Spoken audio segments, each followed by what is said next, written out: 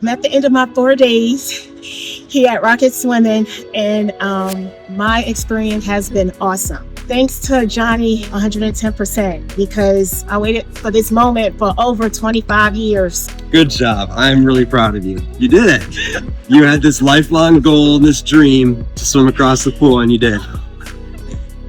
Yeah, you're welcome. You're welcome. If you are the person who you're looking for an instructor that is going to get you to the end goal of learning how to swim and be competent in it, Jonny Rocket is your man. Hey guys, Jonny Rocket here with a brand new series. We're going to teach a new adult how to swim in 4 days. Kathy's with us here from Delaware, and she's a complete beginner. So we're going to get her not only more efficient on her stomach, but also more efficient on her back. And we might even teach her a couple new strokes that she didn't even come here to learn. And if you want your own private swim lessons with me in person here in Austin, Texas, email me. The email's right here. And then you can get in contact with me and we'll work out your trip to make sure you can come here and get private swim lessons from me in person as well. If you are going to be in Mississippi area, or if you're in Pittsburgh area, Chicago, Nashville, I also hit those cities up every year as well. If you want to get private lessons from me in person as well, you absolutely can. So thanks to you guys. Make sure you splash that like button, subscribe to the channel, buy the merch, do all the things that I'm supposed to say about the social media. But let's get ready to rock it. And now let's meet Kathy. My name is Kathy. I grew up not knowing how to swim. When I went into the military at 17, the first day they wanted us to swim from the short length of the pool from one side to another. And those people that were left out was, of course, myself and about 10 to 12 other. I'm now 45. And throughout the years, I've been on and off going to swim instructors, and I've been through a whole line of different swim instructors, and no one has had the level of patience and commitment that I need in order to finalize this dream of mine of learning how to swim, at least learning how to freestyle, because what I would like to do is stay more fitness orientated and in the water, so I could relieve some of the pressure on my joints and ailments from some of my disabilities and injuries from the military. So I hope and I pray and I know that this is my finale. I came here for you to show me and teach me, and I know I will be a success, and this is it. I know it's gonna happen. Yeah. I'm committed to it. Also, we got to thank Kathy for her service. I'm not a veteran myself, even though we claim to be a veteran-owned company. That's because we have an investor who is a veteran, and he insists that we make sure we advertise that we're a veteran-owned company so that more veterans come out and learn to swim from us. Because like we heard from Kathy and like we heard from Mark way back when, the military doesn't actually teach you how to swim. They might try, but they're not going to teach you the way that you need to know from a patient instructor who's not trying to get you combat ready, but actually trying to keep you safe and make you more efficient. So thank you for your service. And if you're out there and you're a veteran and you don't know how to swim, please contact me. I will teach you how to swim.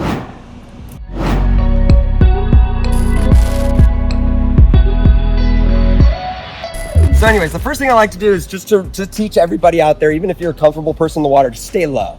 When you're in water, stay low. If you stay high, you're gonna feel imbalanced, you're gonna feel uncomfortable. If you stay low, you actually start to become one with the water. You allow it to kind of just exist around you instead of you always kind of like trying to push through it or move it around you. Just exist one with it. Just let the water be around you, and you'll stay up, and you'll even feel your feet get really light. You almost have no weight now on your feet.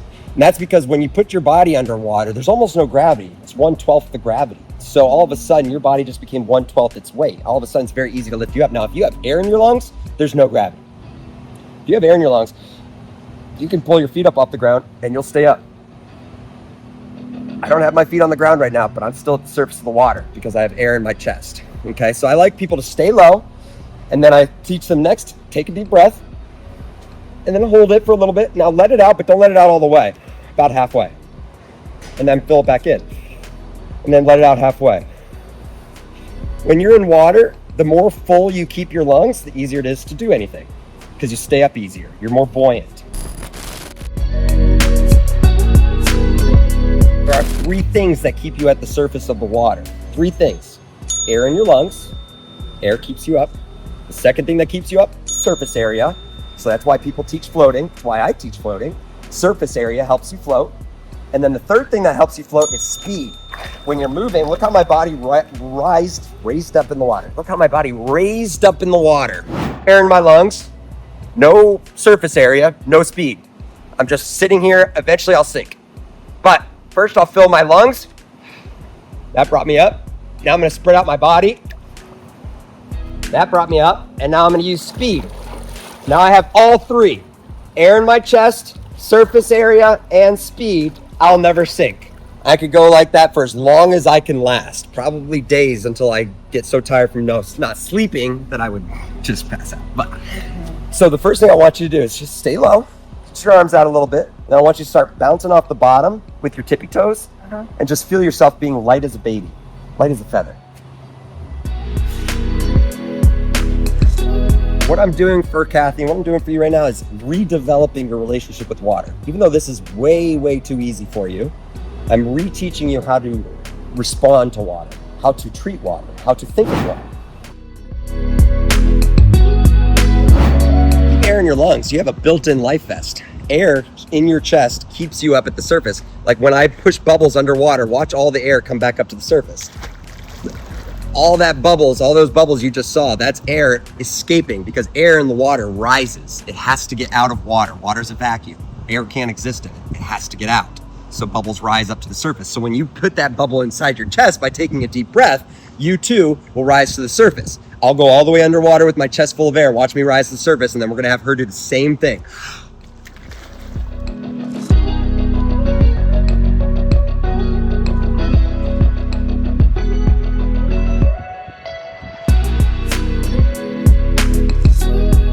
So this is a fun little experiment because it takes it a step further, buoyancy. It takes buoyancy a step further and showing you that you don't even need surface area or speed. In order to float, you actually just need air in your lungs. The other two help out as well, but just air in your lungs. Take a deep breath, hug your legs. I'll count down from 10. 3, 2, 1. 10, 9, 8, 7, 6, 5, 4, 3, 2, 1. Great job. So she's now floating in the water with air in her lungs. So it's a good technique to do, even if you're a more advanced swimmer. It's a good technique to do just to remind yourself how buoyant you are in water. Okay, because a lot of us, we fight water too much. Even experienced competitive swimmers oftentimes get trapped fighting the water too much.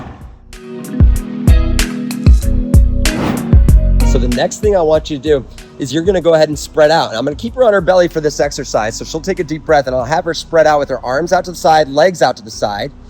And then I'm gonna have her stand up and we're gonna redo it again, but with her arms in front and legs straight behind her. So this is the first float. This is just to help her. She's gonna get into that float for about 10 seconds just to help her realize, she's gonna go over in your brain. I want you to realize how light you feel and how easy it is. 3, 2, 1, deep breath. Spread out.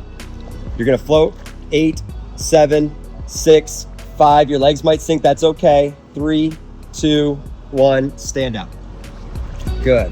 Okay, good. Probably should have taught you how to dismount first, but it looks like you know how to dismount, right? You know how to stand up in water? No, You just did that naturally? did it. But that was almost a fear for you at that point?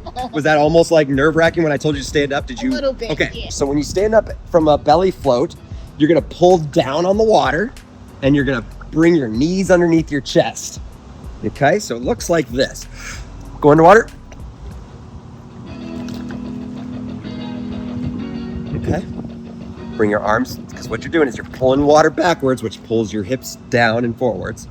That pull is, yep. And then bring your knees towards your chest so that you can just plant flat on the ground.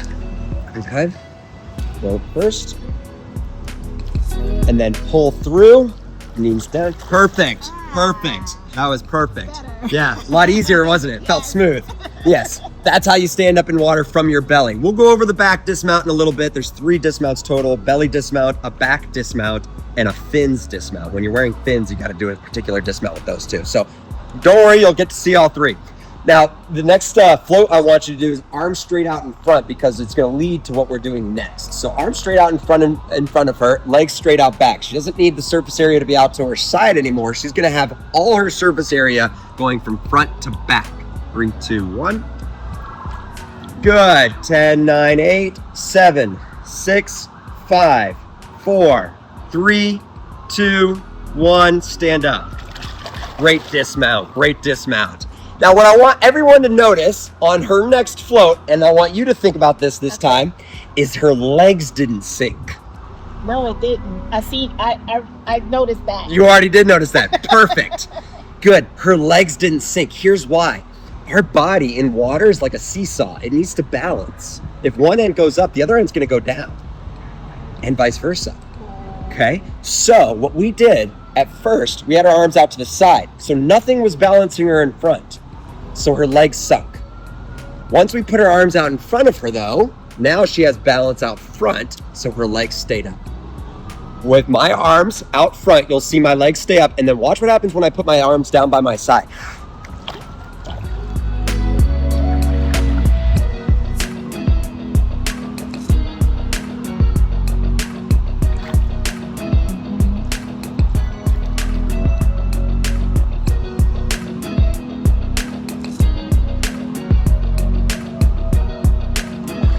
When I put my arms back out in front, the legs came right back up. So if you have problems with sinking legs, make sure you get those arms out in front. You got to swim in all 4 quadrants. The first quadrant is fingertips to head. Second quadrant is head through your upper back. Third quadrant is your upper back through your glutes.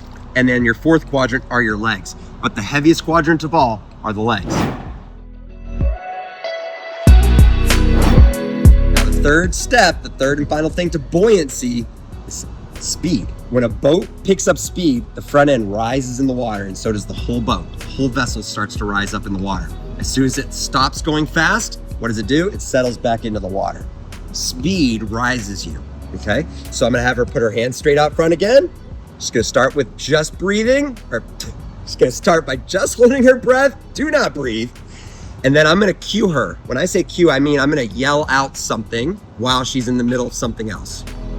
That's gonna cue her to start a new part to whatever drill we're doing. So she's gonna be starting by just floating, and then I'm gonna say kick, and then she's gonna start kicking, okay? All right, deep breath, hands out front, float. Watch her legs stay up at the surface. Now kick. Now she's moving. And dismount. Great dismount, awesome. Yeah, you being in the military is giving you a lot of core strength, a lot of you're athletic. Sweet. All right, so now she's got all 3 of the basics, all 3 of the water buoyancy basics. Let's do it on her back. Yep, turn around. I'm gonna hold your head kind of like a football. I want you to just lay your chin back. Good. When you're on your back, 3 things: chin up, belly up, and legs down underwater. They don't have to be on the bottom of the pool, but underwater is good. Okay, so she's got her chin up, perfect. She's got her belly up, good. Her legs will rise back up to the surface the next time I teach her to kick while she's doing this, but we're not gonna kick yet. Go ahead and stand up. Good. Because the next thing I have to teach her now that I just showed her how to float on her back is how to stand up now. Dismount. I was gonna say, is it the same thing? It's almost, it's not quite the same thing, yeah. Funny little joke, we're gonna watch her struggle. No, here we go. So let's move back into the shallower water. I'm gonna show you how to dismount on your back. Okay, so the way to dismount from your back is like sitting down in a chair and sitting up in bed, okay? Now you're gonna use your arms to help spin the action, to help spin your hips down to the bottom, to help pull them down to the bottom. But let me show you the basic movements first. You sit down in a chair. So I just lowered my hips into the water by kind of drawing my knees to my chest and arching my back. I sat down in the water, sat down in my chair, and now I'm gonna sit up in bed, okay? Most people will get to this point here and they won't know how to finish it. That part is a little bit more difficult, but it's not so hard if you use your arms, okay? So I like more arm movement, maybe 1, 2, 3 twirls of the arms to help you dismount from your back. Okay, and I'll walk through it with you too. But go sit down, sit up, and use your arms. Okay, chin up, belly up. So the first she's gonna do is lower her hips by sitting down in the water, sitting down in a chair, and then picking up her head as if she's sitting up in bed. Let's do it again. Okay, sit down in your chair, sit up in bed. Good. Now I'm gonna have her start using her arms. Okay. So first arm twirl, sits down the chair. Yep, sit down the chair. Now do another arm twirl to sit up. Okay, so the first arm twirl sits you down, the second arm twirl sits you up. Okay, sit down and sit up. There. Good. Good. Now, with this exercise, some water might go up your nose. Yeah. Some water might go up your nose. If that happens, don't just jump into the next one. Clear it out first. Get comfortable. Resume. I know that the burn in the brain is not fun. But yes, sometimes your face might go under when you're learning this one because you're not doing it as quickly as I am. Okay. Right? We're going a little bit slower, so we have more time to sink. But obviously, as you get better at it, you get faster at it, and it doesn't happen anymore. Okay. Arm twirl to sit down, arm twirl to sit up. Good job. Did you notice how the faster you went, the easier it got? Yeah. Yep. Good. Here we go again. Sit down, sit up. Yeah, I'm gonna give you less and less support the better you get at it. That one, did your water go up your nose a little bit? Okay. The other thing you can do to prevent that from happening, take a deep breath before dismounting, and then release it through your nose as you dismount. That way, just in case. If air is coming out of your nose, it's impossible for water to go up your nose. But some people release too hard, they blow. Don't blow it out because you'll lose all your air too quickly. Release it by humming. People can hum for about 10 to 20 seconds on one breath. Deep breath, hum, twirl. Good. Now, her face never went underwater on that one, so the hum didn't help her yet, but it will when she gets into trouble. So even though she may never get in trouble again, I'm gonna have her keep humming for the next 4 days. Deep breath, hum and twirl. Good. Now, at one point, you stopped the hum. That's okay. She noticed it too. She stopped the hum, but what she did in that moment was she made herself airtight. That's another good tip. It's another good thing to do. To make yourself airtight means that you are not taking air in or letting air out. Let's do cheek. Let's do a bubble in your cheek this time and see if you like that better. Maybe the hum. You don't need to hum. Just bubble in cheek this time. Ready? Deep breath. Bubble in cheek. Twirl. Good. You think that one might be better? Yeah. Yes. A lot of people like the bubble in the cheek better too. The hum will come back. There's another thing that I have to teach her later that will force her to need to hum again. Good job. Let's do it on your own. Okay. So to get yourself into a back float, stay low. Tilt your chin back. Don't leave your feet up. Don't pick your feet up off the ground yet. Take a deep breath. You'll feel the body brings the feet off the ground on your own.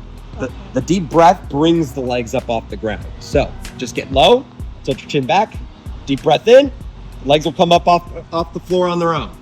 And now dismount on your own with the deep bubble. Yep, big bubble. Good, yes, great job. Feeling really good about this stuff, aren't you? Yeah, she's like, everything's finally making sense. Why did the other teacher not teach me this? Let's do one more on her back just so I know she's comfortable, and then I'm gonna have her start kicking. Chin back, deep breath in. The legs will come up off the bottom on their own. Now take a breath here, and then refill your tank and then dismount. Good, good, excellent, good. She's ready to start moving on her back. All right, so the next step is I'm gonna have her arms down by her legs. I'm gonna have her kicking, and then I'm gonna teach her how to paddle with her hands too. Now, when you're on your back doing this exercise, especially this one, we're not swimming backstroke yet, but if you're doing this exercise, keep all the kicks and the paddles underwater. If you start splashing, that water is gonna go over your face and make you uncomfortable. If you start kicking your feet above the water,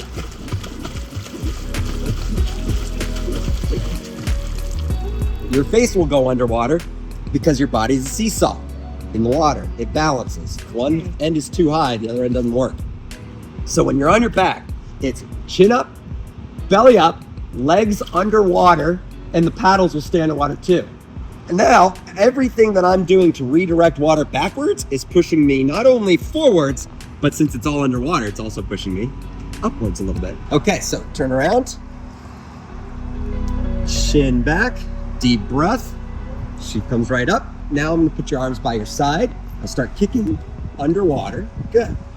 And now start paddling under. You're moving. And now stand up. Great job. Moving on your back. Awesome.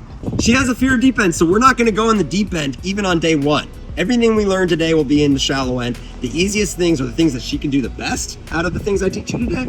Tomorrow we start doing those in the deep end. We usually start on the back, just so that you don't have to look down at the deep water. But today, and for all of you teachers out there, don't push your students to go into the deep end on day one. Just don't do it. Build their trust. Even if they came here and they trust you and they're all in, they still don't know it. We've known each other for 45 minutes. I cannot possibly think that there's something psychologically magnificent about the trust that she has for me. It just won't be there. And so I have to develop that trust. Even if I trust her and she trusts me today, it still isn't really there until she's got a whole day knowing that I won't trick her. Turn around and back. Shin back, deep breath. Start kicking. Good. Start paddling. And you're moving. Great job. Now from here you can breathe as much as you need to, but keep your face dry. If it ever starts to go underwater, just pick it up as if there's a magnet right above it that's pulling it. I know it's a little bright, so if you need to keep your eyes closed, that's fine. I'm gonna steer you. Good. She's not getting tired yet, so she's clearly in good shape. Some people are exhausted at this point. She's got a smile on her face. And time to dismount. Deep breath. The bottom's a little bit further away. The bottom was a little bit further away, but I knew, and that's the trust I already have in her, I knew she would be able to get to it, but I also knew that it would worry her just a little bit. So for just a moment, she didn't feel it, and then it was there. Always know that if it's not there, get right back on your back. Back, and let you get started on your own. Paddles and kicks. Good job. Move it.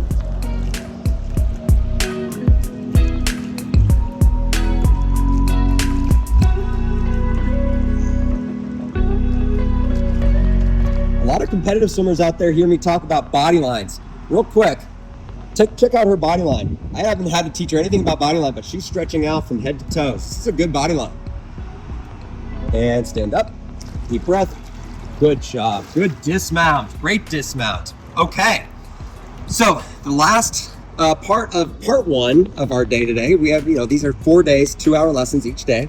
She's learning in real time. I'm sure some people think that we do extra work. No. You're watching someone learn in real time. I have so much confidence that I can teach anybody how to swim because of those 3 basic physics rules about buoyancy. I know I can teach anybody how to swim. I just have that much confidence. Now, I'm gonna teach her how to kick. As our last part of part one, last step of part one of day one, is I'm gonna teach her how to kick. She already knows how to kick pretty well, but I'm gonna start getting her to think about what she's doing right and what more she could be doing.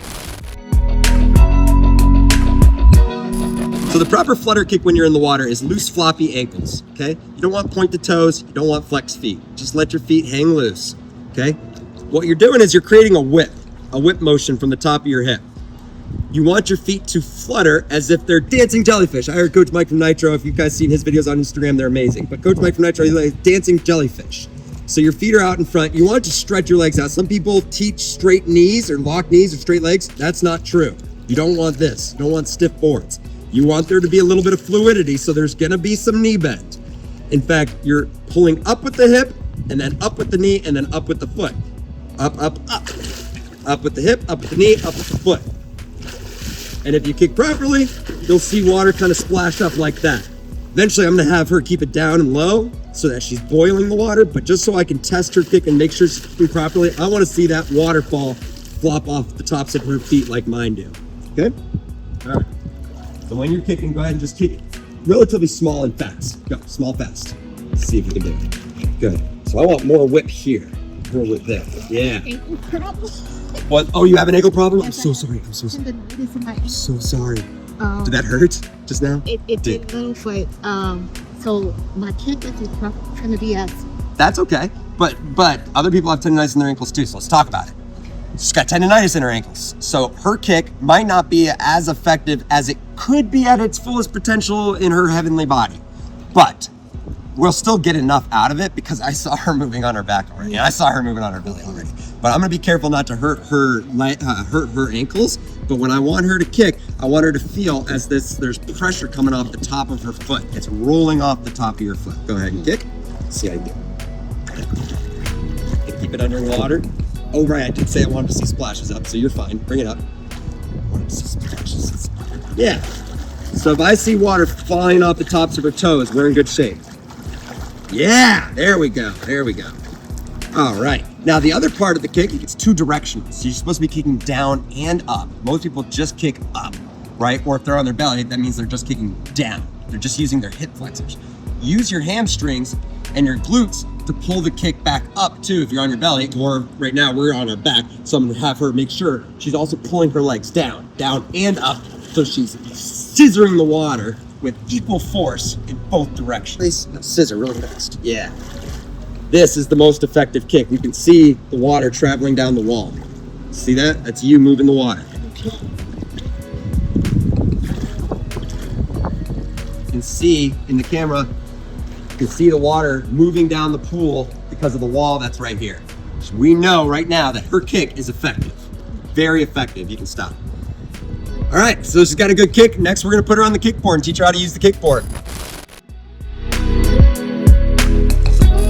Okay, so I'm gonna get you on the kickboard next. So the next thing we have to do is start teaching her how to use a kickboard. A kickboard is a common device used to do lap swimming. You'll also probably find that before you're able to swim a lap of the pool and back with your arms and legs, you'll probably be able to do it on the kickboard first. Okay. And so that's why I like to teach the kickboard. It also teaches good body line when you stretch out. So I'll grab the kickboard for us. And when you hold the board, you want your hands at the very top of the board, fingertips wrapped over the top, thumb knuckles touching, arms stretched out in front of you. The reason I don't like holding it on the side is because if you take that board away, this isn't a great body line. This is better. This is fine. This is better. So when we hold the kickboard, hold it with the best body line we possibly can. A body line is measured from your fingertips to your toenails.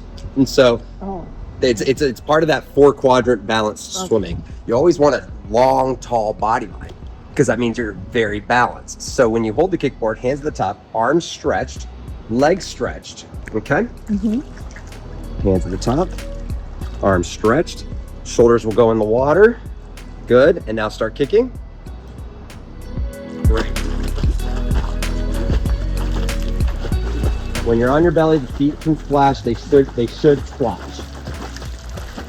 Okay? And with the kickboard, you dismount just like the belly. Yep, you would press down on the water with the kickboard and bring your knees to the board. You might even feel them connect and hit together and then stand up, but it's that easy with the kickboard. Okay. Now, the right instincts and the wrong instincts, something I mentioned to you over there is when you swim, oftentimes as a beginner, all the wrong instincts kick in, right? If you were to fall in water as a complete beginner, even without your military experience, think about what you would do immediately. You would immediately start trying to swim straight up, right?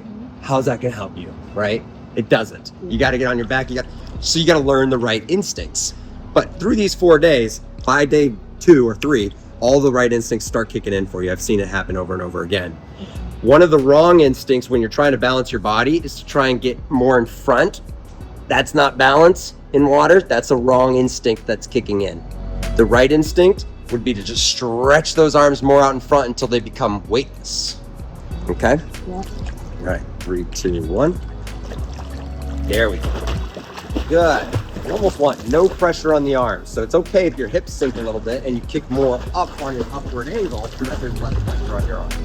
Now, when you're just kicking, it might be a little tiring. That's because your leg muscles are doing all the work and your leg muscles are huge. So let's talk about oxygen. Stand up. Let's talk about efficiency in the water next, now that you know how to kick properly. The kick wastes a lot of energy in the water because your leg muscles are bigger. They chew up oxygen, you get tired faster. So now that I've taught her how to kick properly, I'm gonna actually have her now developing 2 different gears, a fast and an easy. A fast and an easy. So I'm gonna have you kick nice and easy, then I want you to kick as fast as you can, and then we'll stop. By trying to contrast the kicks, the more you contrast it, the bigger the contrast gets, and eventually you'll have 2 speeds. One where you could just go nice at a leisure pace, and one where you're going all out. You know, it's the same with anything, practice, practice, practice. So, nice and easy. In fact, you might not even splash. It's so easy. Gotta kick fast. Really aggressive. Bend your knees down deeper. Bigger kicks. Yeah. Drive those knees down. Good, excellent, and easy the rest of the way. My bad, I switched you too late. Basically went fast the whole time. Good job, good job. You feel the difference? Yes. Great. We're gonna do the same thing on your back. So the way you hold the kickboard when you're on your back is you hug it, but you hug it smile up, okay? Before you held it with the nose forward, Now the nose goes down, smile goes up, and you hug it. If you hold it, it's not gonna give you the same effect. Make sure that you hug it with your arms wrapped all the way across like this, okay? And if the kickboard starts to sneak up, hit you in the chin, so be it. That's actually a better head position. Having your chin up is a better head position. So I love this drill. So you're gonna hug it against your chest. Yep, turn around. Okay, lay back, deep breath, your feet come up. Nice, easy kicking to start. And when we go fast, keep those legs underwater. 3, 2, 1, fast kicks. Yes. Nice and fast this time to start.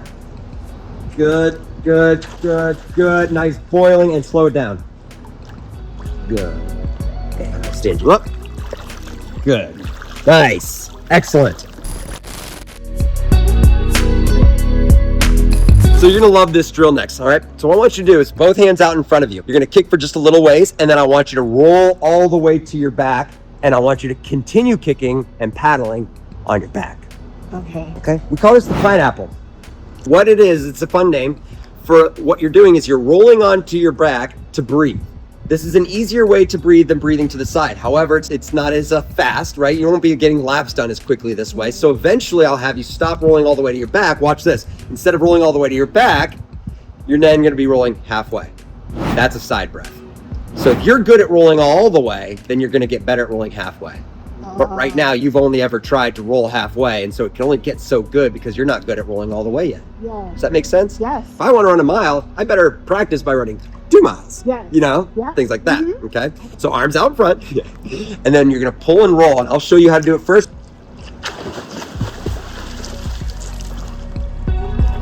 Okay. Now paddles and kicks and dismount.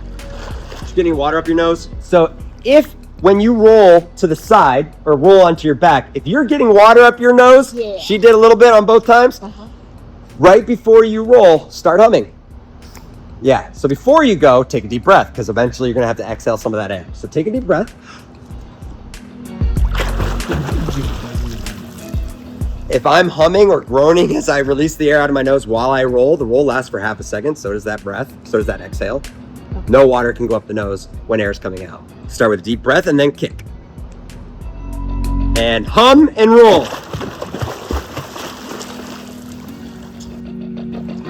Clear it out while I address the camera with what happened and how to fix it. I know it's gonna take a second, so you can take a second to clear out. So that time she was humming as she rolled. Now, when she got to her back, she had already blown out quite a bit of air, so she wasn't as buoyant. And so her face was just a tiny bit underwater, and she got water up her nose pretty quickly. Now, if you find yourself rolling to your back and you've blown out too much air, don't breathe in here. What you need to do is immediately stick that chin to the air. So if you roll,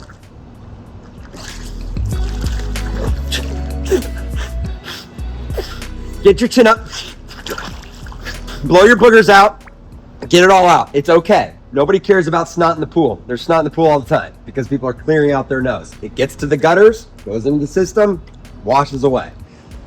But if you get to your back and you find your face underwater, the way to solve that problem at that moment is to get the chin straight up. And in order to prevent it from happening, start your roll as soon as you start exhaling. Instead of this,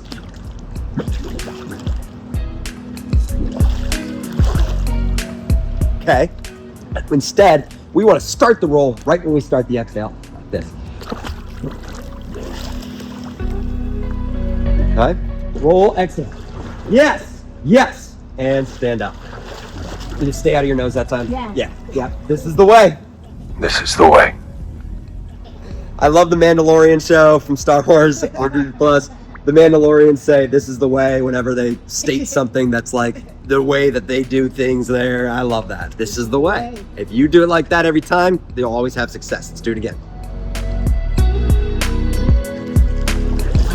Good. Good. And dismount. Great. So she's got it figured out. So we're going to get back into that drill again where I'm going to have her kicking and then pull and roll. Kick, hold your breath, hold your breath. Now blow and roll. There you go. There you go. Now dismount. Yes. Actually, I said pull and roll, I meant blow and roll. Yes, blow and roll. Did it work? Great. So now, So that she's rolling all the way to her back, I got to teach her how to roll back to her belly. Okay, so the next thing is when you're on your back, the way you roll back to your belly is you take one arm, you go across your body and behind your body. So you're reaching for this space of water right here by your head. Okay, and it goes down. And that rolls your body for you. Okay, the arm coming out of the water helps turn you, and then when it goes across your body, it'll spin you, and then when it lands in the water out front, that allows you to be balanced. Then your other arm will come back up to meet it. Let's say you tried to roll here. It'd be a little bit harder to get all the way around, and then you would have no balance and you would panic. Okay, so for those of you, even though you watch her do it, she's going to do it perfectly the first time because she's doing most of these things perfectly the first time. But when you guys try this out there, be sure you get that hand behind you like this. Get it behind you. Reach forwards and then get that arm out in front. You'll balance yourself out, okay? Now, which arm do you feel like you want to use? Okay, so you're going to go, this one you mean? Yes. Okay, so you're going to go here and there. Don't roll yet. Here and there. Okay? 3, 2, 1. Deep breath. Good. And then stand up. Nice. Deep breath. Roll. Where's that other arm? Now dismount. Yes! Got it. Nice. All right, I'm going to let you do it when you're ready.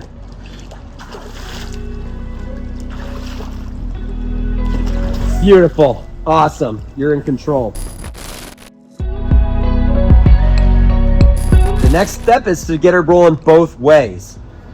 You've seen that we haven't done any freestyle yet today, by the way. That's because we're leading into that. We're building groundwork, all right? Sometimes it's okay to take even your more advanced swimmers and lay some groundwork, because oftentimes, even today, like let's say even today, after the whole day, she's heard me say so many things, right? If I saw her again a year from now and we went over some of the things again on day one, she will have only remembered maybe 2 or 3 of the things. And we went over maybe a dozen things, right? There's so many things that when you're learning, you only try to remember the things that helped you, and those are called like your important cues, right?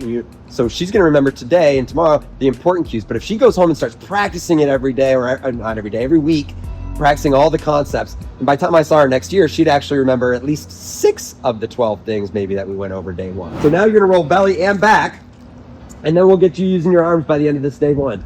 So on your belly, you're going to pull and roll. You're going to kick on your back until you're comfortable. Don't feel like you got to roll back onto your belly too quickly. Okay. You can stay here, you can paddle, kick, and then when you're ready, maybe after a few breaths, maybe after 30 seconds, doesn't matter. Take a deep breath, roll back, kick a little bit more, and then dismount. Okay, so now you're doing both rolls. Pretty soon I'll have her going both directions too. Okay, so we'll be adding rolls as we do this drill. So this drill will last a little bit of time. All right, so you start on your belly, arms in front, and then pull and roll. 3, 2, 1. Good. Kick on your back, catch your breath, and then whenever you're comfortable, roll back. Good. Good. All right. So with this technique, even if you went and swam two breaths, and that's all you could do, well then just roll to your back and reset. You didn't have to stop swimming, did you? You're still going, but you're resetting as you stay in motion. And then all of a sudden, if you wanted, you could go back in and take a couple more strokes. We're not there yet, folks. I'm not gonna let her do that, but I'm trying to help her see where this is going. The difference between a non-swimmer and a swimmer is one thing. Are you able to get your own breath? If you need assistance to get breath, you're still not a swimmer. But if you're someone who can get their own breath and keep moving, you are a swimmer. So when you came to me today, you were almost there. You can get your own breath, but you can't get, you got to be able to get across the whole pool kind of a thing too. Maybe that's part 2 to being a swimmer, to be able to get across the whole pool. You're so close. But with this technique, right now, if I said, hands off, I'm a mean coach, go, you could do it. You could get across the whole pool, because even after those 2 good breaths that you take to the side, you would just roll to your back and reset. And then when you're ready, you'd roll back, give me 2 more good breaths, and then roll back to your back again and reset. And you just do that until you got there. Does that make sense? Okay. When you're on your back, you're resting, you're resetting, everything's becoming new again. Okay. And then you get back to your belly and start again. Arms out in front, pull to roll. Good. Get some breaths. Whenever you're ready, roll back.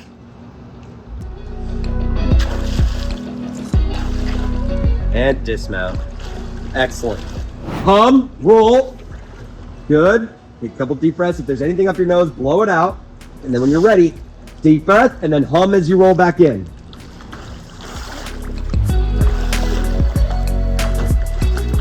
Good. Got it. Good. Yep. That was better. Yeah, it was so much better. And those cues, that's what's helping you, right? Yeah. Getting those cues.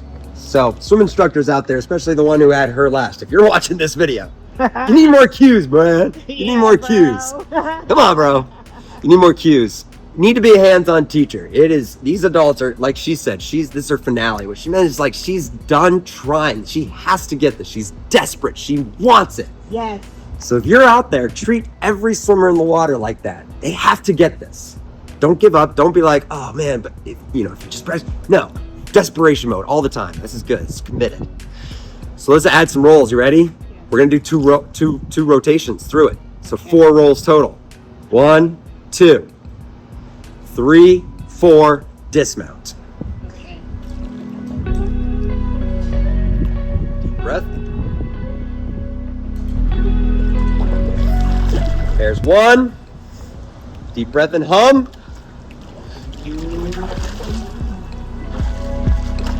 Pull and roll. Chin up. Good. Kick fast. Keep that face up. Get any water out of your nose.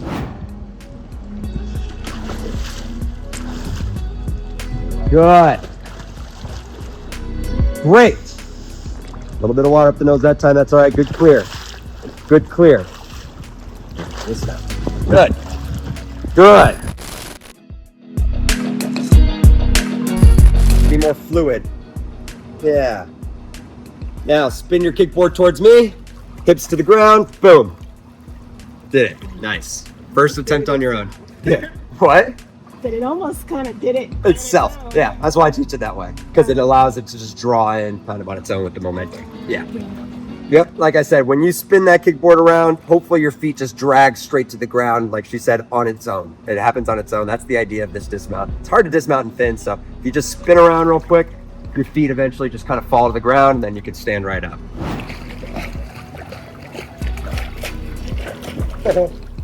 Looks like you're having fun. Looks fun. Hey, oh, good. In order to walk in fins, always shuffle backwards. Don't try to walk forwards in fins. If you want to get to the steps, turn around, shuffle backwards, and look behind you so you know where you're going. Okay? When you walk in fins, you walk backwards. Don't walk forwards. You look like a big old dummy, all right? You look like a big old clown in the water with big shoes. Walk backwards. All right. So we're going on our back now, and we're gonna stay on our back, just kicking, getting used to the fins. You're gonna tell me if there's any pain.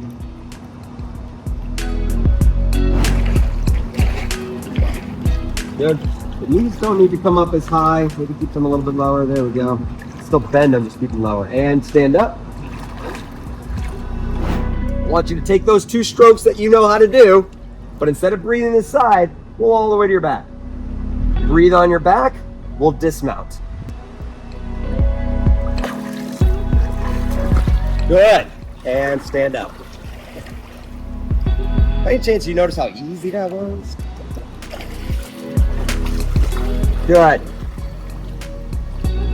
Breathe, dismount. Nice.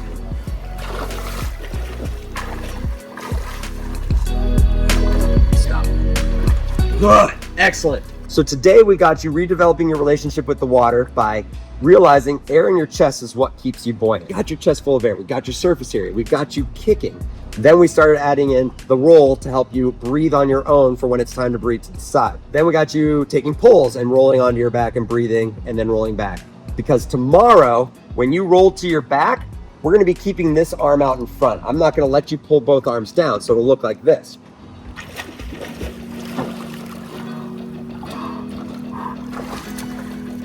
And from there, because one hand stayed behind me as I was on my back, you're gonna get good at that. Eventually, you'll be able to do a half roll.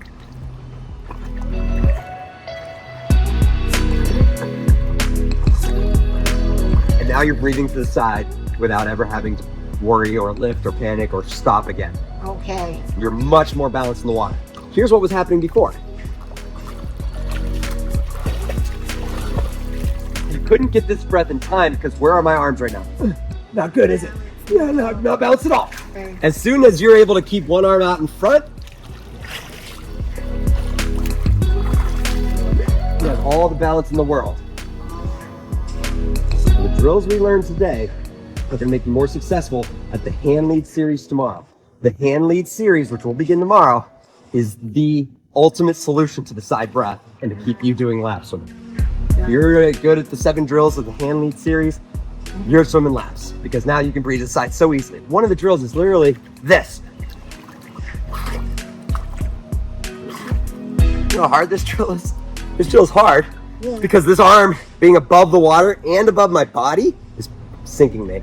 And so this is number 6. This drill is number 6. It's near the end because it's hard. Okay. And so this drill alone, when you do this well, you're going to be able to breathe to the side, no problem for the rest of your life. The other thing we'll do tomorrow, folks, is I'm going to take you across the pool on your back and just have you in the deep end without looking down going, oh, I'm in the deep end? The water didn't change. Nothing's different. When you get to the deep end, all of a sudden I'm going to go, you're in the deep end. You're going to be like, really? So as I get you used to swimming in the deep end, it's all at the top. It's all controlling your breath, controlling everything you have, and your fear will just disappear. Great job. Great job on day 1. Go that way.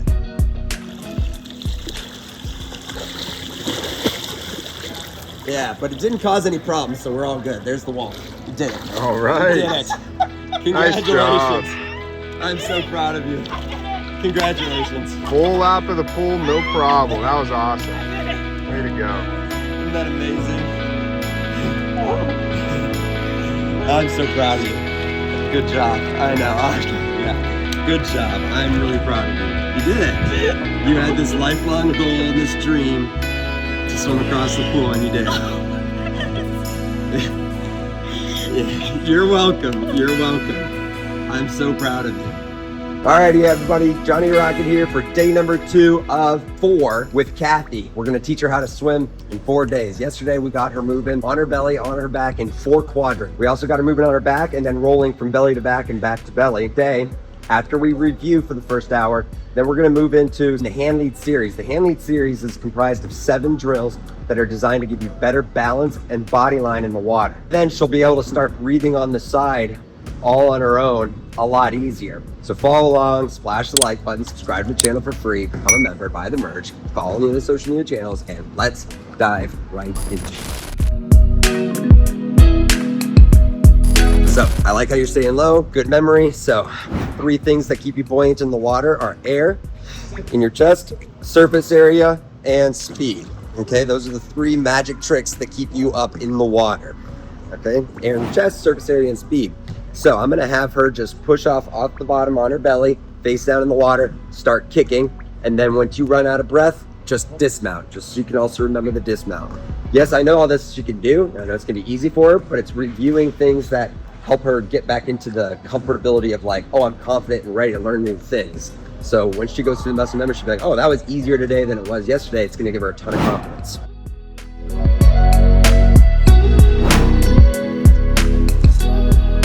Kick, kick, kick. Good. Nice. All right, same thing back on your face, kicking lightly until you run out of air and then dismount yourself. Excellent. Good job. All right, let's get you on your back. So turn around. Now, you can do this on your own, but let me review it with you. When you go onto your back on your own, folks, lower yourself in the water and then lay your head back, fill your chest with air, and you'll find your legs just come up off the bottom. Yep, and now you can start kicking. There you go, good. And whenever you're just like kind of tired of it, go ahead and dismount. Good, good. Oh, wow, nice, clean dismount. She's becoming more like one with the water. She's realizing that like to stand up, those little arm twirls are like you using your little human fins. and it's helping you stand up. So you're becoming one with the water. You've redeveloped your relationship with the water. She's been smiling almost since the time she got in. So I know now she likes water and she likes being in it. So this is great. Okay, so keep your head above the water. You're gonna lean forward, your shoulders will go underwater and you kick. Yeah, and then you can start breathing. Once your speed picks up, your face will get higher. So if you want your face higher, you just kick faster. If you don't mind it being right there at the water, then it's perfect. More like the ab exercise of like scissor kicks. And good job. Once she started kicking bigger, bending her knees deeper in the water, kicking bigger, she realized why freestyle is such a side-to-side turning stroke. Well, freestyle is very natural for the human body to do because the human body walks one arm, one leg at a time. And freestyle is one arm, one leg at a time.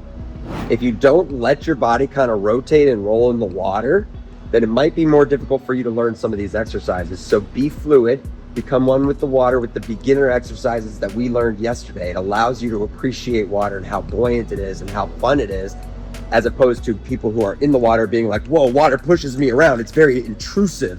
It's not intrusive. You're overreacting because you're not using the right techniques. You need to get low, fill your chest with air, and all of a sudden you become like a little balloon that bounces off the bottom. It's super fun. You're all of a sudden in this wonderland. It's crazy. All right, let's do this one more time, back and forth. 3, 2, 1. The only reason I want you to do it again is because I like your big kick now, but you need to breathe too. It's hard to remember to breathe once you finally get that kick, because that kick makes you like constantly engaged. It's a little harder, it's like stronger. So it can be easy to kind of forget. He does a good job keeping the kickboard up. I like that. Shoulders underwater, good. The kick isn't aggressive, it's just big and steady. She could go like this for a long time. Wouldn't be comfortable, but each day she could go a lot longer. And we will review now pineapples. We'll have her hands out in front of her. We'll take a pull and roll, get on your back, paddle and kick a little bit, and we'll dismount. Good job. Very nice. Good job.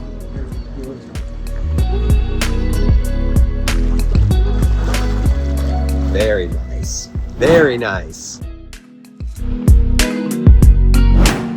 Back to your belly. Take that one arm, go across your body, behind your head. Meet it with the other arm, and then dismount from your belly.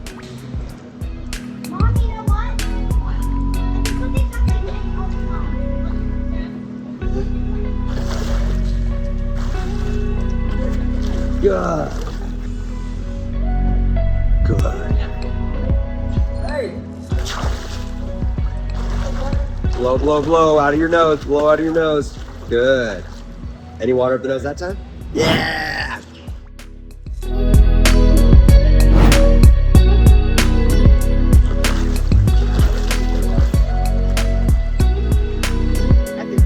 Well, that's okay. It worked. It doesn't matter. It worked. I love it. Very nice. Very nice. How you feel better about it? We'll do a double roll now. So 2 pulls. When you roll to your back, catch your breath.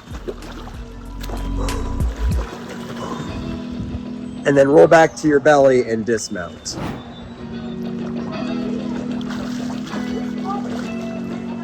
Good. Deep breaths. Here, somebody gives a press. Hey, Jack, nobody press.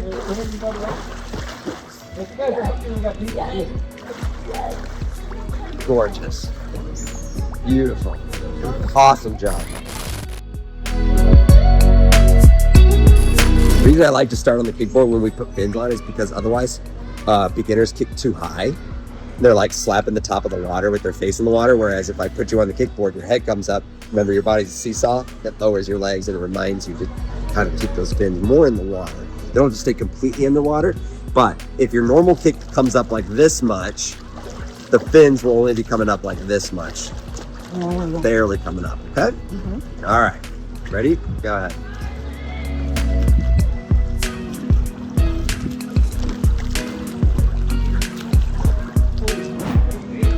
She's flying, folks. It's flying. Good memory. You almost attempted it. Good memory. She almost attempted to dismount from her belly, and then she remembered real quickly she's got to spin around to lower her heels. We almost had to jump in there, but that's okay. Good job. Good memory. If you're getting cramps in your calves or your feet, especially when you wear fins, then there's a combination of a few things you need to do. You need to stretch more than once a day, drink more water, eat more bananas and green vegetables, and then eat more salty things like saltine crackers or pickles, or pickle juice. I find a lot of people bring their pickle juice to the edge of the pool and swim with the pickle juice in their water bottle. So that's pretty common, pretty popular. We're going to be teaching her the hand lead series. So Kathy's doing a great job with all the drills that she needs to know to be more comfortable in the water, to redevelop a relationship in the water. So now we're going to get her to start swimming more freestyle by doing some hand lead kicking drills. The hand lead series is comprised of 7 drills: head lead, hand lead to head lead, hand lead to hand lead, one arm to hand lead claw, and catch up freestyle. Now, we're going to start with hand lead. We're going to skip head lead because at the beginner stage, sometimes you don't want them doing head lead because that teaches the wrong posture, which is arms back. You want their arms in front. So we're going to start with hand lead instead. And with hand lead, I'm going to have her with her face in the water. She's going to kick. When she needs a breath, she's going to roll to her back, but she's going to keep her hand in front of her. Okay? So she's breathing on her back now. When she's good, she's going to roll back into the water. When she gets good at this, the next step will become get to your back, breathe once, roll back in right away. As she gets good at that, the next step becomes just roll to the side, get a breath, and put your face back in. Or roll to the side, take 2 breaths, put your face back in, and then roll to the side, take 1 breath, put your face back in would be the last step of that progression. Roll to your back, breathing, but I'm keeping my ear on my shoulder.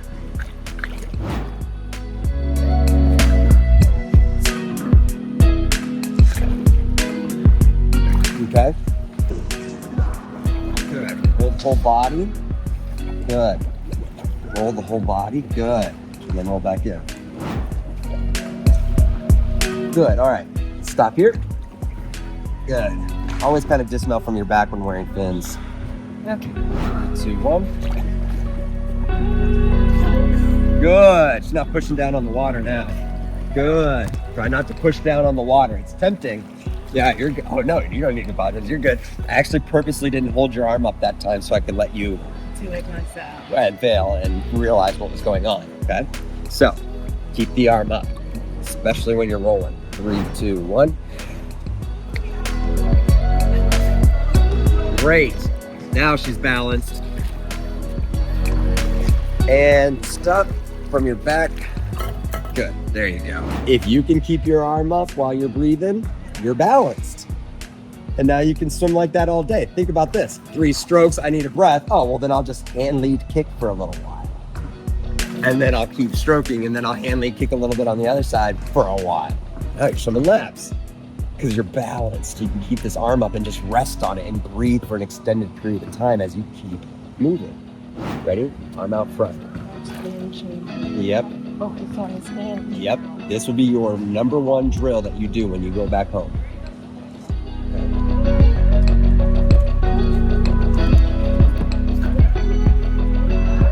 Good. Great.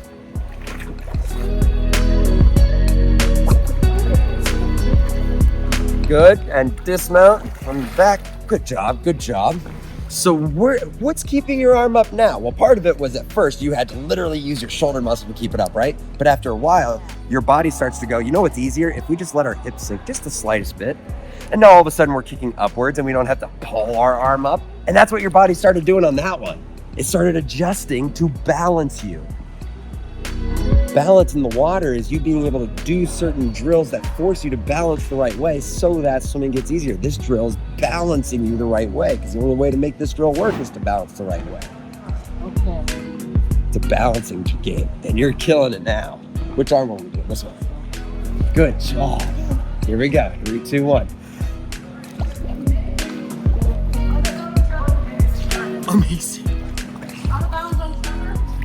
I can teach this girl anything. Oh, that one she pulled down a little bit. Pulled down a little bit. Found yourself in some trouble, but that's okay. It's okay to mess it up, especially in front of me, right? Because that's what you're learning. You're learning not to do that. Don't pull down. Especially when your head is out of the water breathing, when you pull down, it's gonna go down eventually. The arm being in front is the only thing that keeps my arm up. Watch my chest sink when I bring my arm down. My face starts to sink. Now watch my chest when I bring my arm forward. This is what was stopping you from being able to keep swimming, is not being able to keep your body up. Good. Roll the whole body. Makes it easy. Yeah. The body's not very buoyant on its side, but when it's on its belly it is, and when it's on its back it is. Okay? It's not very buoyant on its side, but when your body's on its belly or its back, it is. 1 deep breath, kick. Good. Give it up. Good. Give it up. And dismount, dismount, dismount from your back. Good. Yes, yes, you did it. That was awesome. Isn't that easier too? Yes. Yeah. Yeah, it's way easier. Very good. Awesome. So when you're when you're rolling more, it's easier for the breath. You stay more buoyant. Yeah, a year from now, when I see you again, I'll be like, all right, it's time to do the handling kicking drill. On your side, stay on your side. Don't be rolling, because it makes it harder. You sink faster or easier. Therefore, you gotta kick harder and you'll stay up. But for now, the rolling is key. Good. Keep it up. Keep wanting to pull it down when you roll. Don't pull it down when you roll. Now pull it up and roll. Pull it up. Pull it up.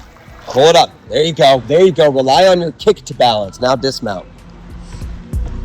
Good. Yeah. See, rely on your kick to dismount. If you need to pull, it means you're tipping too far forward and your balance isn't back enough. So if we were a seesaw, we need to put more weight in the back. You need to lower your legs, right? How does one lower their legs, you might ask? Well, let them sink.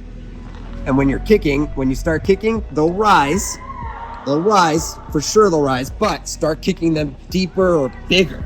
You'll find more stability and more speed. See how I started speeding up there? I'm not sure if it was obvious enough, but once they start sinking, or once they start coming up because of your kick, then you just need to start kicking bigger.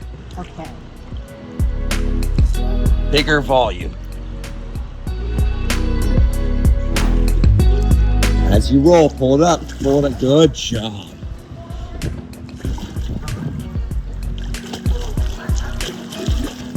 Great job.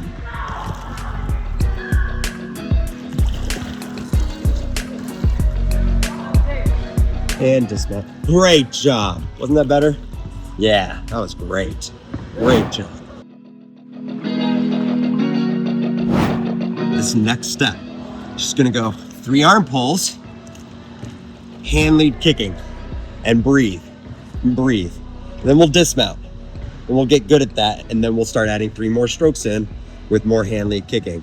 So I'm gonna make her pause when it's time to breathe, because I need her pausing, sticking that arm up in front and getting comfortable leaving it out in front.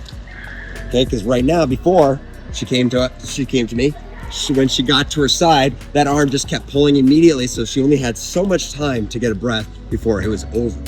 And it never became a great breath. So she ran out of air too quickly, and therefore she had to stop after only 2 breaths.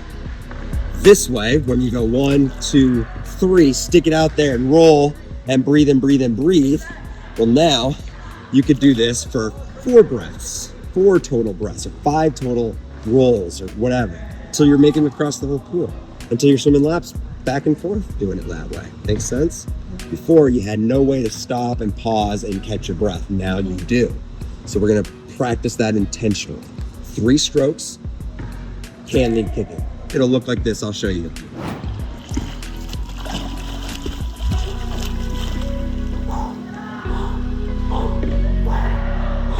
And then dismount. 1, 2, 3. Keep it up. Great job. And then dismount when you're good. Sweet. Keep that arm up. Good job. And then dismount. Nice. You got a little bit of a temptation to pull down again. Okay, good. We're fighting through those old instincts. Good job. Keep it in front. Keep it in front. Pull it up. Rely on the kick. Good job. Dismount. Good. You'll get it. Seems like this arm wants to do more of the pulling than that arm does.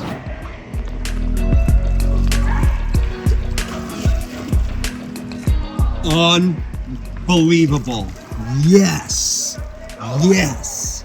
We did it. Gave it a purpose. And then it didn't waver. There was none of this. There's none of this. Just boom. Nice job. Good job. So our next step is to be able to go 3, roll, 3 more, and roll. Okay? All right. Oh, that's okay. That's all right. Did you notice how easy it was to fix it? I said, nope. Yep, you did. You said, nope, that didn't work. One of the reasons it's taking her off guard, breath's falling off guard, right? Is because you just learned it yesterday. And we said it takes 21 practices to make a habit, but we're already moving on to learning new things. And the breath isn't a habit yet. And so all of a sudden, as you clutter your mind and your thoughts and you're learning with new things, the breath becomes distant and all of a sudden you forget it. And then that becomes a frustrating time in your learning progress because you're like, dang it, if I don't have it, I'm not gonna get it. I lost it, I'm not gonna get it back. No, we'll always take that step back and review. So here's what we're gonna do. Take a deep breath, I'm gonna teach you the oompahs. We're gonna take a deep breath above the water with your mouth. Okay, and then as you go down, you're gonna go, and when you come back up, you're gonna go, pa! Watch me first. Pa! Pa! Pa! Okay, your turn. Ready? Deep breath in.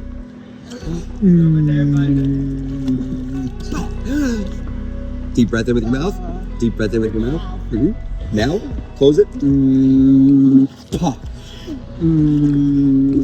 Pa! Yep, good. Good. Good, make it a rhythm now.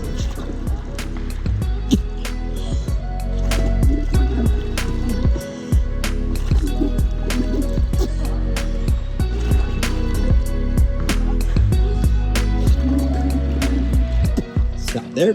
Okay, good. Now, the next tip I have for you, because you're starting to like, okay, that was easy enough to do, but I still doesn't feel like I'm getting good breaths. Okay, so here's the next step. Don't blow out or don't hum as loud as you can. Hum softly. When you hum loud, I can only hum for about 5 seconds before all my air is gone. Maybe a little longer than that, but not for long. If I hum softly,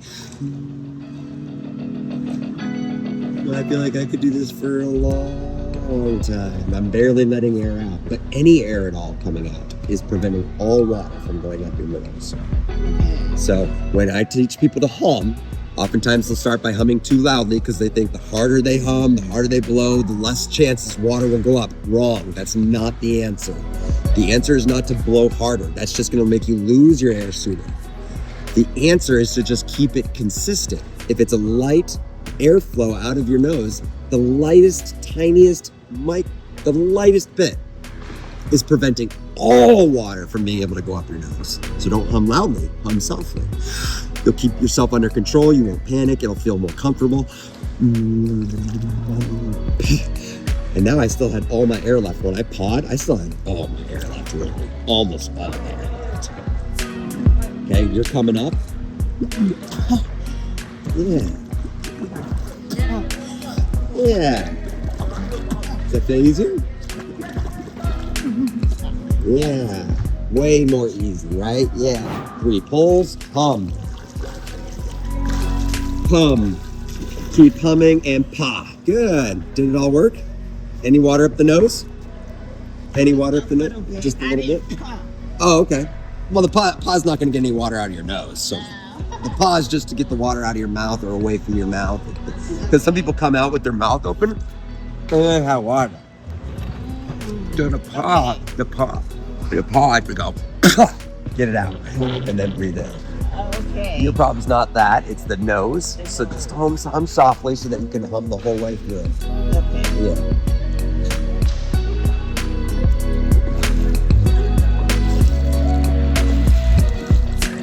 Good. Any water up the nose that time? A little bit. Okay. Just a little bit. Okay, let's do a different exercise here real quick. So I'm gonna have you hum underwater for 10 seconds. Before you hum underwater for 10 seconds, I'm gonna have you hum above the water for 10 seconds. Ready? Okay. Deep breath. Hum. Keep humming. Stop. That was easy, yeah? Okay, good. Let it out, breathe a couple times. We're gonna do it underwater.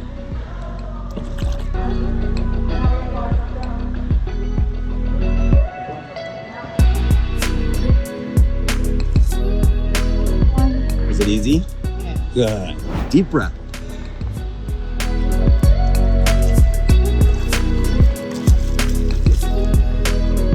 Any water up the nose? Yeah. Yeah, baby. Dismount. There it is. There it is. Good. Anytime you feel like you've forgotten something we've worked on, it's ruining your progress, bring it up. I'm glad we did that. I'm glad we're going to keep doing this right now. We're going to keep doing it until it starts to feel comfortable in it. Breathing is so important. Being able to breathe as you swim is what separates you from being a swimmer and not being a swimmer.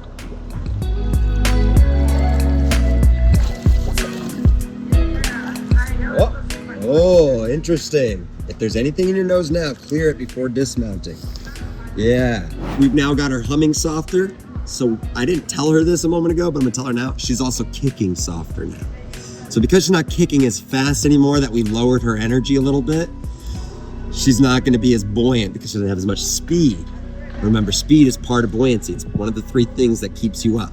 Okay, so without that extra speed, the roll is causing a little bit of commotion, which is making her bounce a little bit, and water went over her face because she doesn't have enough speed to keep her up. So this time as she's rolling to her back, I'm gonna bark out a cue. I'm gonna say, kick! Kick! There you go. It'll never do that again. Good job. Good job. We'll never do that again. It's only because we brought your energy so low that when you rolled, you were going slowly. You know, because we brought your energy too low, so there's almost no speed helping you stay buoyant.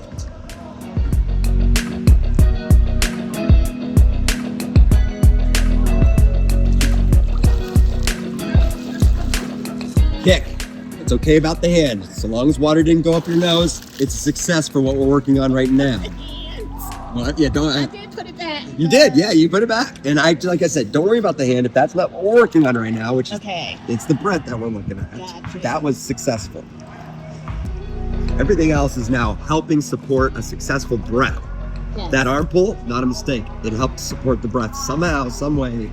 But we'll get rid of that instinct again later when we get back to forcing you to stay in breath. Go and roll.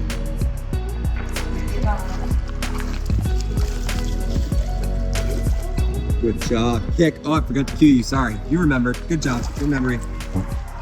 Good memory. Water up the nose. We're good. Oh, heck yeah. That's all I do.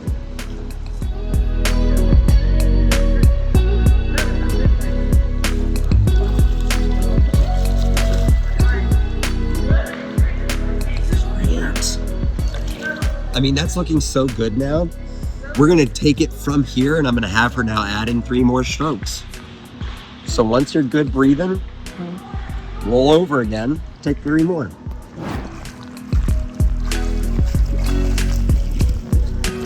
Good, so then this arm's gonna help you roll back and take 3 more strokes. Good. Spin you around, good. Good, any water up the nose? Yeah, but I was holding my ball. That's okay, that's okay. If water doesn't go up your nose, that was the goal. That's the goal. I said Maybe I didn't say it in this video yesterday, in this lesson yesterday, but there's two ways to keep water out of your nose. One is through exhaling, and one is through creating enough pressure or having enough confidence with a deep enough breath that water won't go up your nose. Deep breath, 3 strokes. Hum. Good, arm in front, kick, kick, kick. Deep breaths. Now 3 more strokes. Hum. Roll again and dismount. You did it. Any water up the nose? No? Well, maybe just the slightest bit.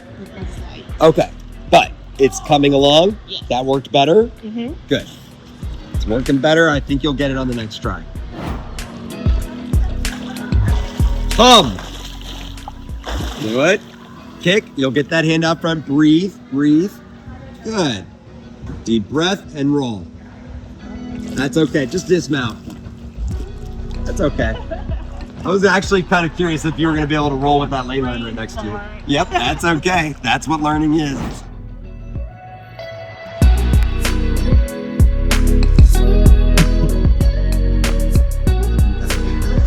Good job.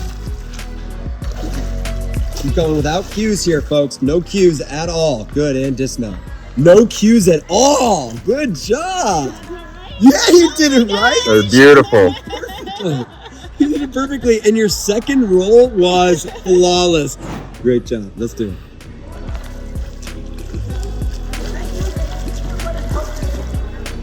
Yes, great.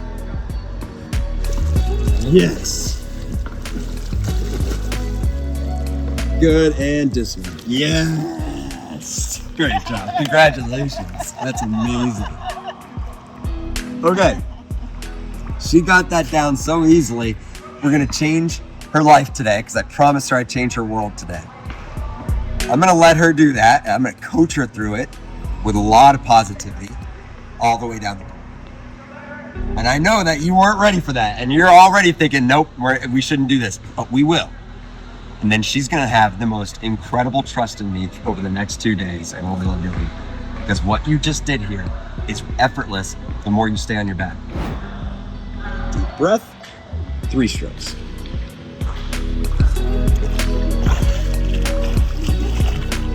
Good. Good. Just breathe here. Kick a little bit. Good. Oh, excellent roll. Kick a while here because you're still making quite a bit of progress.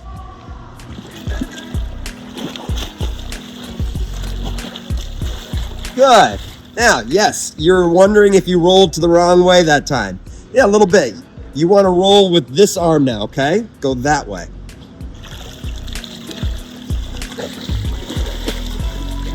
Yeah, but it didn't cause any problems, so we're all good. There's the wall. You did it. All right. You did it. Congratulations. Nice job. I'm so proud of you. Congratulations. Full lap of the pool, no problem. That was awesome. Way to go. Isn't that amazing? I'm so proud of you. Good job. I know. Okay. Yeah. Good job. I'm really proud of you. You did it. You had this lifelong goal and this dream to swim across the pool, and you did. You're welcome. You're welcome. I'm so proud of you. Alrighty, guys. That is it for day number 2. We've got her swimming across the whole pool already now. So she's a swimmer already. She's getting her own breaths. Now over the next 2 days, I'm gonna make her very, very efficient. So we're gonna continue on the hand lead series and we're gonna have her start doing some stuff on her back. So by the end of tomorrow, I think I can get her swimming across the whole pool on her back as well. So stay tuned, splash the like button. Since she's swimming across the whole pool, give her a clap emoji in the comments, subscribe to the channel for free, buy the merch, follow us on the social media platforms, and get ready to rock it. Hey guys, Jonny Rocket here with day number 3 of 4 with Kathy. We're teaching her how to swim. She's a complete beginner. She knew how to put her face in the water and swim a few strokes and breathe twice, but beyond that, she couldn't. Now, yesterday in day number 2, if you haven't seen that video, go back and watch it because she was able to complete a full length of the pool all on her own for the very first time in her life. It was a very exciting moment. If you like these videos, make sure you splash that like button, subscribe to the channel for free, become a member, buy the merch, follow us on the other social media platforms, and let's just dive right into it. Day 1 a little bit quicker, so just staying low, reminding ourselves of the 3 things that keep us buoyant in the water. The first thing that keeps you buoyant in the water is air in your chest. That rises you up. The second thing that keeps you buoyant in water is surface area. And the third thing that keeps you buoyant in the water is speed. So kicking and paddling, so you're moving in the water. Any momentum at all keeps you a little bit higher. The faster you go, the higher you'll stay. Do you feel comfortable dismounting? Ready to do all that? Blowing through your nose and all that? Do you want to do a few bobs first? Yes. Okay, that's fine. Let's do a few bobs first. Take a deep breath in with your mouth. When you go underwater, you're humming so that the air is coming out of your nose, but you're humming softly. When you come up, pop. Pop. Pop.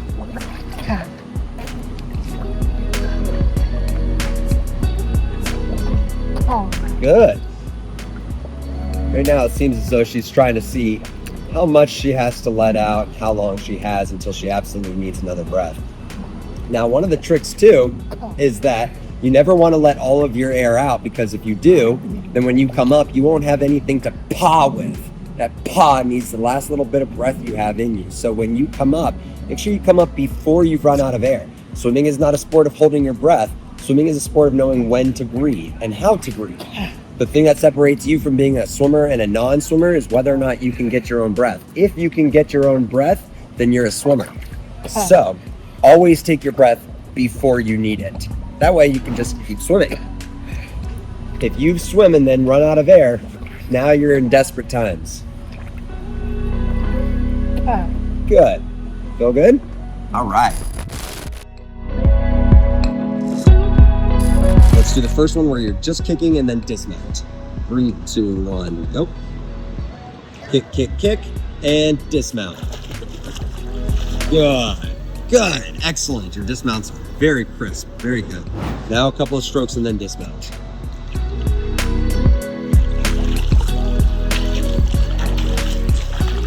Oh, I'm sorry. That's okay. Hey, you can always dismount from your back. That's not a problem at all. Yeah, no, you're good. In fact, when I come into the wall out there, let me swim into the wall real quick. Give me a little bit of space. Here's how I actually finish all of my laps. I always dismount from my back, because then I know I'm just looking at the pool and my friends and everybody else who's swimming into the wall or the scoreboard. You know, I don't actually dismount from my belly really anymore. Only if I'm out in the middle of the pool, maybe. I don't know. But yeah, that's totally fine. It's not necessarily wrong.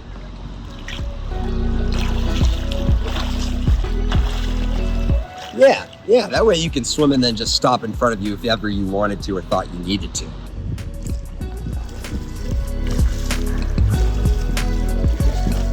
Nice. Yeah, that was better. Good job. Let's do some freestyle strokes. Roll to your back. Okay, breathe, breathe, breathe. Roll back onto your belly. Few more strokes, and then you can choose to dismount there or dismount on your back, either one. Okay? All right, so it's 2 rounds of freestyle strokes. Look like this.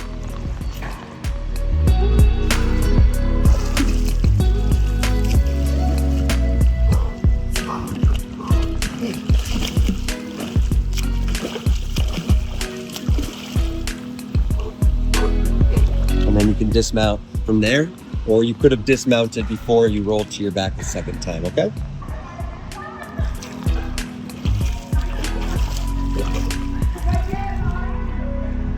Good.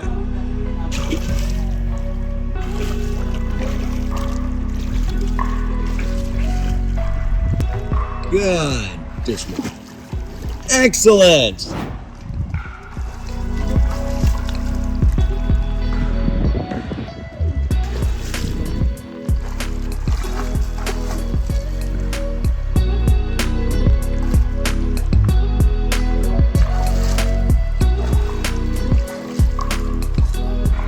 Nice. Yeah, good job. We'll do 2 different styles of kicking today. One with your head up like normal, and then one where I'm gonna have you hit with your head down, doing the cycle breathing on the kickboard, okay? All right.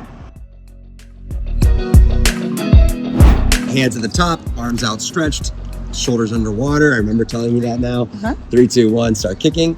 with your head up and breathe. Good. I like the size of your kicks today. Nice. Good job. We're going to get to the halfway mark, stop, and then if you want to go back, we'll go back. But I think today you should also consider, without fins, going the rest of the way since I'll hold you. I'll keep my hand here for your comfort. And this is halfway, so let's stop right here. Good. Dismount. Want to go back? You want to go that way? I agree. I got you. 3, 2, 1. Good. Yeah. Breathe.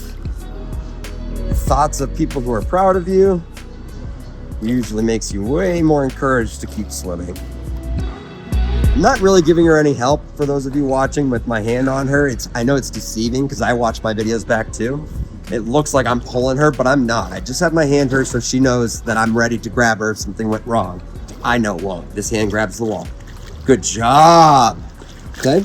And then in pools, I like my swimmers to get between one arm up on the wall, elbow on the wall, and then if you got the lane to yourself, put your other arm on the lane line. So now you have double the support. You'll feel real good. So slide over into that corner, one elbow up and one arm on the lane line. Good. And then you can kind of rest easier for a little bit. And that's how you survive in the deep end without being able to tread water. Okay? You can't tread water or float on your back or have anything to grab onto. That's the most comfortable way. It relieves a lot of pressure. And then when it's time to go again, you'll grab the board with the hand that's on the lane line, but leave that arm on the wall. Get your feet on the wall as if you're ready to jump off, because that's what you're about to do. And then count down, or if someone's going to pull you, let them pull you off the wall. If you're a very, very ultra beginner, she's pretty confident, and she was in the military. She's got a lot of determination, so I'm going to let her push off on her own. Okay, 3, 2, 1. Awesome. The arms up, and then just start kicking, and you'll float. Good. Good. Breathe. Good. Big floppy kicks. Good. How's the pressure? Good. Nice. No pressure out top, so you're very balanced. Does it feel easy? Mm-hmm. Good. Let's get the camera to key in real quick on the kick. I like how she kicks up and down. A lot of us kick only down too much. She's got her kick going in both directions. So she's using her hamstrings and her hip flexors to do this kick. It's an excellent kick. Nice and big, floppy, not over kicking. But just for the last little bit, since you were a Marine, go fast. Go, go, go, go, go, go. And now dismount. Awesome. Yeah, just to make it burn a little bit. Yeah. Burnt a lot. Yeah, burnt a lot. Good. When you breathe to the side, you really only have time for one inhale. If you're swimming a freestyle that's like long and smooth, like most of you out there want to get to, well then you only have time for one inhale every time your head goes to the side. Watch this.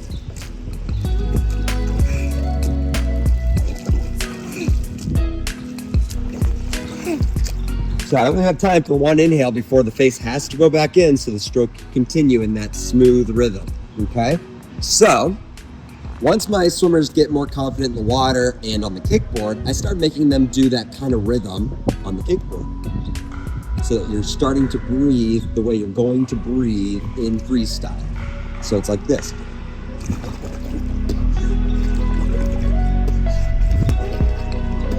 Okay, as you're kicking. All right, you're getting used to how you're supposed to be breathing when you swim. Good.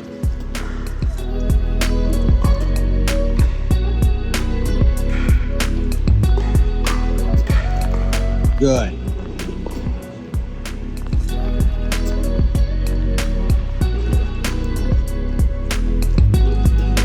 And you can stop.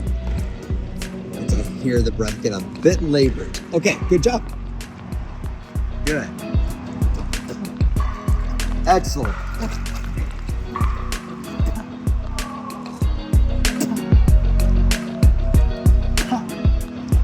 Great job.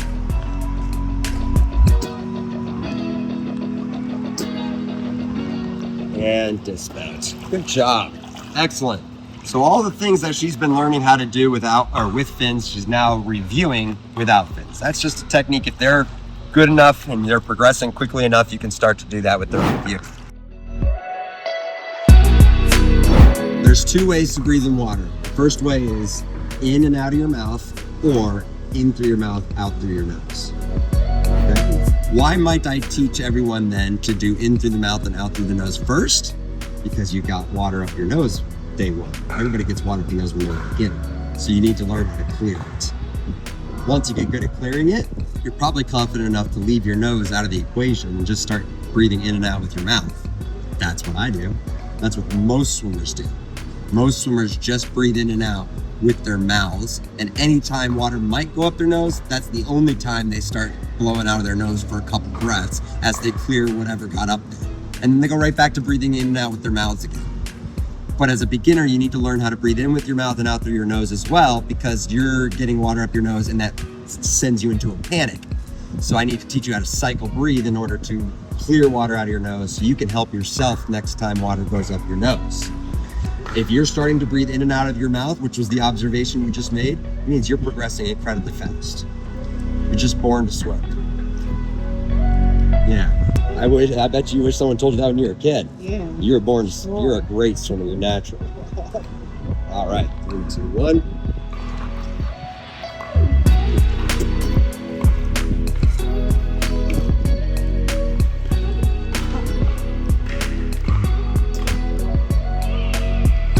Good.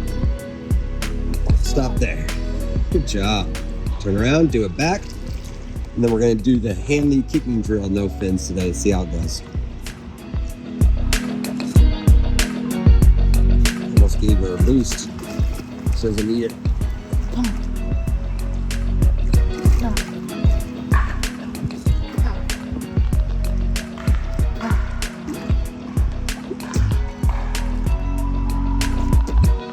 Good. And dismount. Excellent job. We're going to do a hand lead kicking drill next.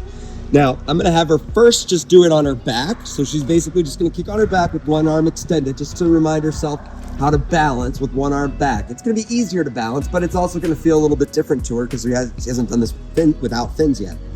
Once she's good at that, then we'll put her face in the water, have her do it, and I'll remind her to roll. I might have to grab her and do it with her or for her on her first couple attempts. But the first one will be this, then the next one we work on will be this. And if you need to take multiple breaths, that's okay too.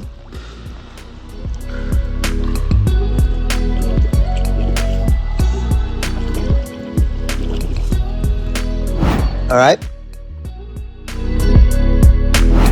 Let's start with just on your back. So arm extended, your head is up, your window is open. They call this your window, the breathing window. Okay. This is your window, it's open. Now kick, and you're gonna remain on your back. Good job keeping your arm and head close together. Now kick fast because you're not wearing fins. Good. Good, I'll stay right by you. Just keep going. Good. And just sit up. Good. We're gonna do it back with the other arm. So just in this arm.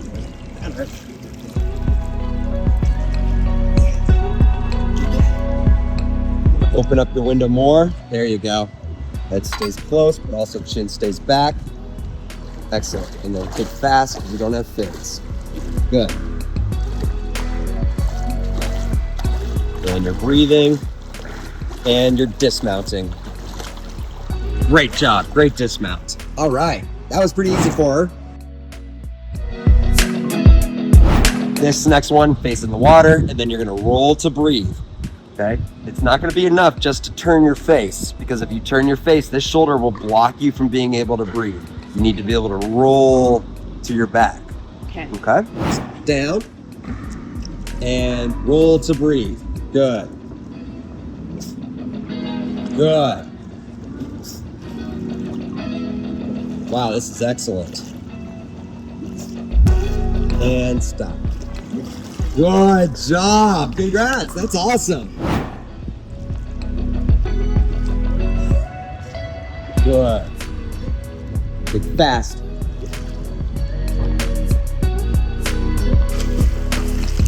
Yeah.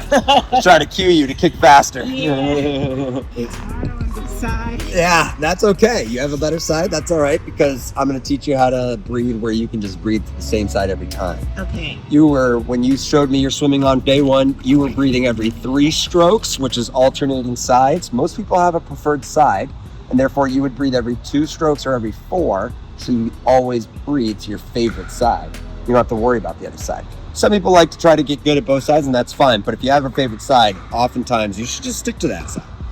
My favorite side is my right side. I breathe to my right all the time. All right, so let's get you now 3 strokes, or 2 strokes, 4 strokes, whatever you need, whatever you want. Roll to your back and hand lead kicking, and then keep going. 3 more strokes, 2 more strokes, 4 more strokes, doesn't matter. Roll, breathe. If it's on the same side each time, great. If it's alternating sides, fine, great. Okay? So it's stroking, stroking, hand lead breathing. Stroking, stroking, hand lead breathing.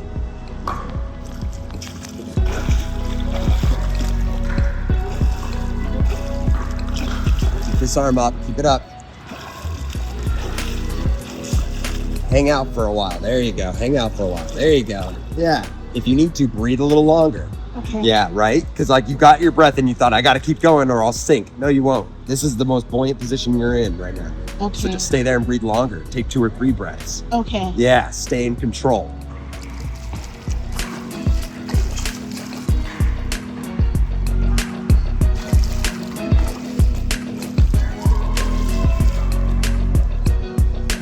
Make sure that arm doesn't sink. Good, dismount. Good job. Good job. Did that feel easier? Good, yeah. There's nothing that says you can't hang out on your side for a little while. Even though I just explained to you at the beginning of today that eventually we're going to get you to 1 inhale, we're not there yet. Okay? Oh, it's good. So, we're going to go all the way down on her back first. And when she gets there, I'm going to have her reach around, grab the wall from her back, and then teach her how to push off from her back again or review that with her. Okay, so turn around. Now, you'll be able to do this all on your own, but I'm gonna probably have to guide you because we're outdoors, and when you're on your back outdoors, it's almost impossible to stay in a straight line. Almost. There is a trick, but we're not in a lane where we can use that trick. The only way she'd be able to stay in a straight line is if she looked over to the side and saw something to the side that she was able to stay near, but she can't, and I don't want her to. That's too much. I'm just gonna have her kick, and then I'll guide her and turn her when she needs it.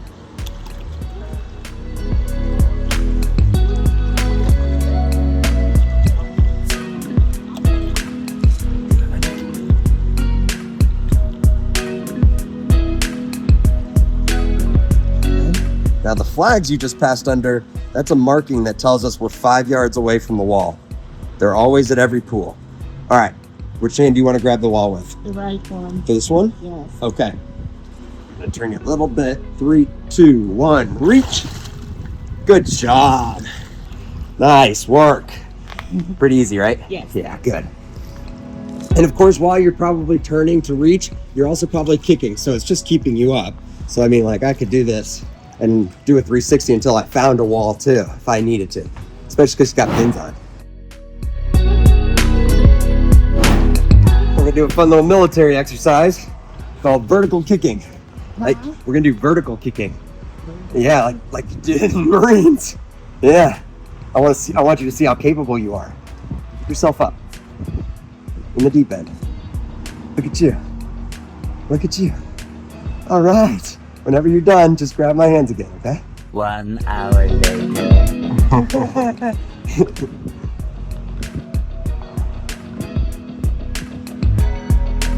You want to move? Move as you do it. Just lean forward a little bit. Yeah. There you go. Good. Good. Yeah. That's breaststroke. When you do your arms at the same time, that's the breaststroke arms. Is it? Yes, it is. Yeah, you're teaching yourself a new stroke here. Vince might start rapping on the bottom, but that's fun, huh? Yeah. Yeah. I'll let you start yourself. So lean back, take a deep breath in, your feet come up, and then start kicking. Good job.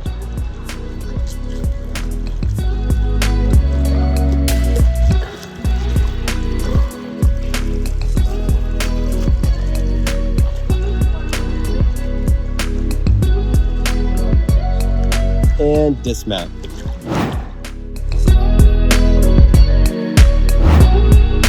Let me teach you again about these flags. These flags are 5 yards away from the wall, okay? So whenever you see these flags and we're doing an exercise on our back for the rest of today and tomorrow, you see those flags, count to 3 and then stand up, okay? When you see the flags and you're going at any kind of speed, when you see the flags, oh, there they are, 1, 2, 3, stand up. You're gonna be at least 3 yards away from the wall still. So it's just a safe bet. If you want to take it risky, count to 5. 4 or 5, you usually land up a yard or 2 away from the wall. We're gonna do it one arm pineapple. So 1, 2, 3, hand lead breath. 1, 2, or 4, or 3, doesn't matter. Hand lead breath, okay? So if you're breathing the same side each time, that's fine. We did this right before we put the fins on. Okay, going back to it. Couple strokes and breathe, couple strokes and breathe, but while you're breathing, that hand is in hand lead. All right? And I'm gonna stop you before you get over the black line, which is that line that separates the shallow from the deep. It's not halfway, it's just past halfway. But I'm gonna stop you before you get to that black line. We'll take a breath, and then we'll do it the rest of the way.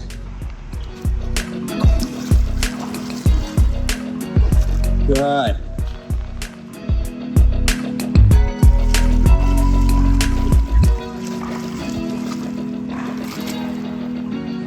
Good. You can stop, you can dismount. Good. Yep.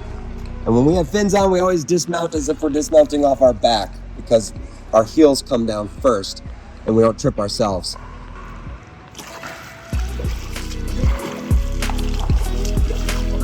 Good. That's all right, keep it up. There you go.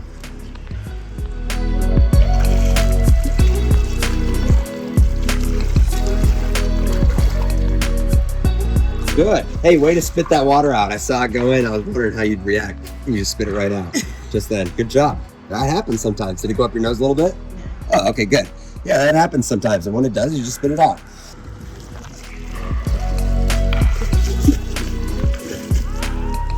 Good.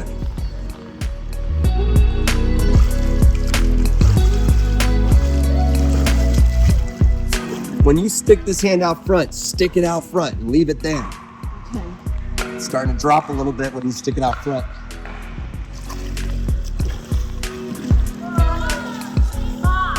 Good. Yes.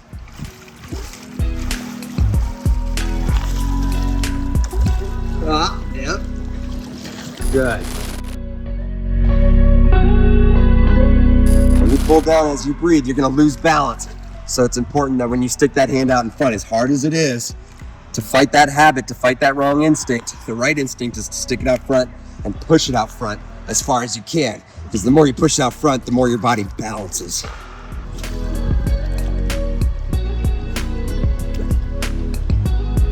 But my shoulders don't move, okay?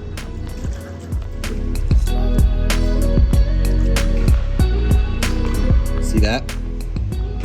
So for the first time, I'll get you in the position that you need to be in, and then I'll say, okay, now freeze here and stay there and kick, kick, kick, kick, and then I'll let go as you're doing it. So I'll grab your arms and put you in the right position. So turn this palm down for this portion, okay?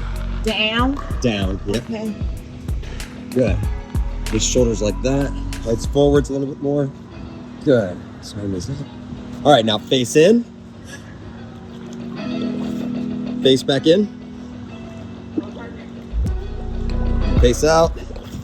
Face in. Face out. Good. And stop.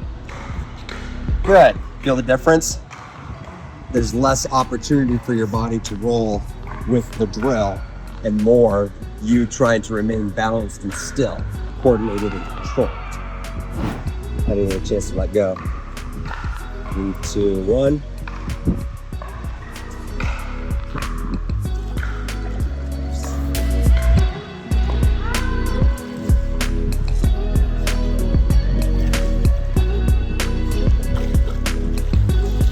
Good. Dismount.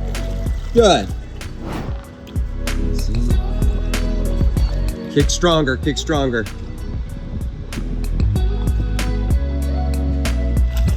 Kicking stronger helped. Once you started kicking stronger, it helped. You stayed still more.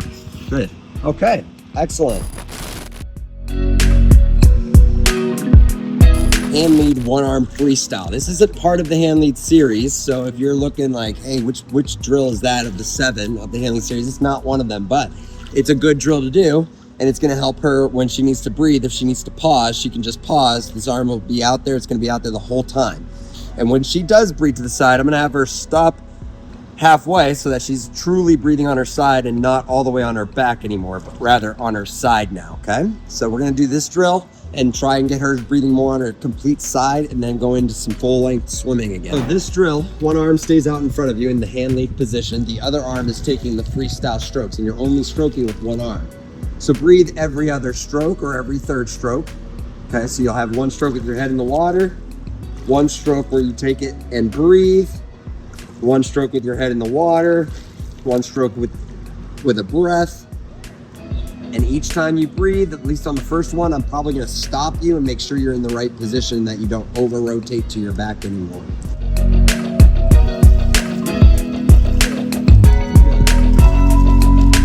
Good, stop that arm when you're breathing. Stop the arm when you're breathing. Because when you're breathing, you want both arms in the water. If one arm's up, it makes it harder to breathe. And I don't need you to get your breath really quickly yet. Just pause in hand lead kicking, make sure you're in the right position. You're controlling everything. Okay. All right. So 3, 2, 1. I don't understand. Oh, okay. So when your arm pulls to breathe, I want you to pause it, breathe, and breathe. And then go ahead and take the next pull with your face in the water. Oh, Yeah. So I'll pause you. I'm gonna grab your hand, not let it swim. So you'll do it right. okay.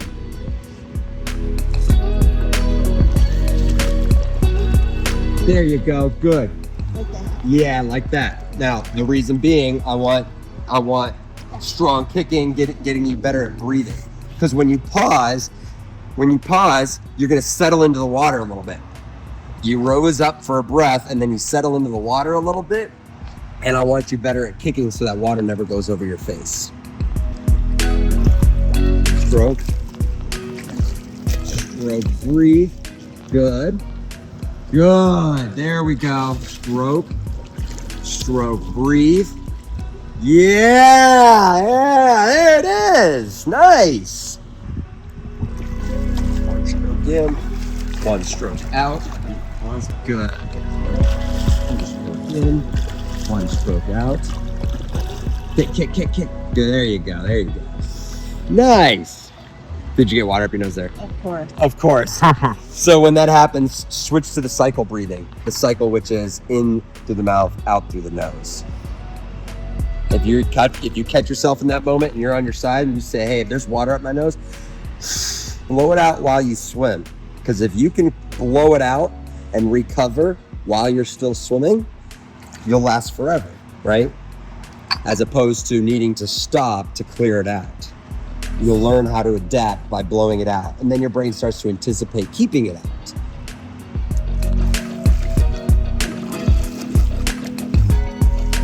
Good.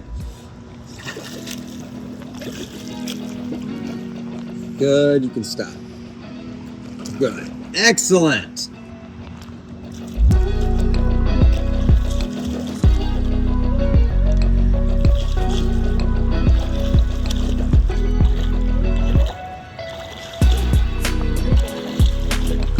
How you doing?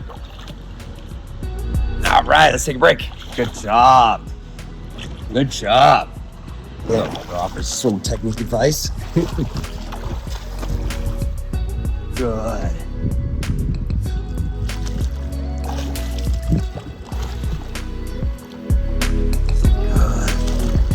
Take your time. Woo!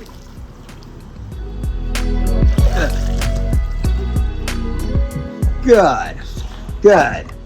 When reaching for the wall in the deep end with no kickboard or anything like that, anything works. You can reach for it like that. You can bring an arm up like that. Anything works. Good job. That worked a lot better, that correction he made. So for the audience out there, Coach Max made a correction, the guy behind the camera today, made a correction about this drill. When your arm's out in front, if you try to make it too stiff or push it out in front too much, you might be tempted to pull down with it. And that was happening to her on the first half of this drill. So he said, instead, what you want to do is you want to put your arm out in front and just forget about it. Let the water float your arm. Let the water keep your arm out in front, and you start focusing on this arm. Pretend this is the only arm you have now. Good.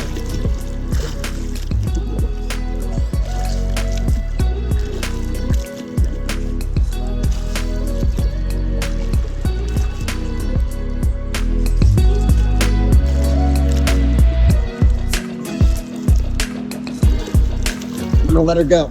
All right, there you go. Take a break.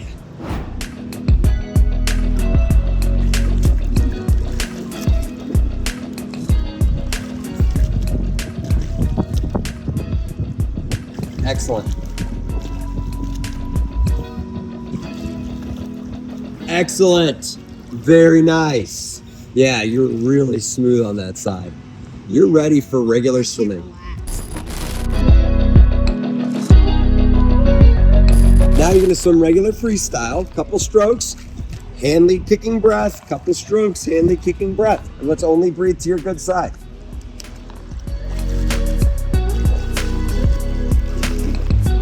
That's all right, reset from there. You don't have to walk all the way back, just reset from there.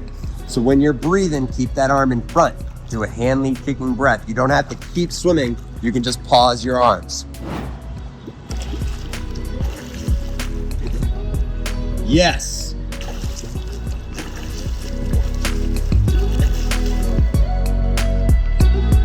Good.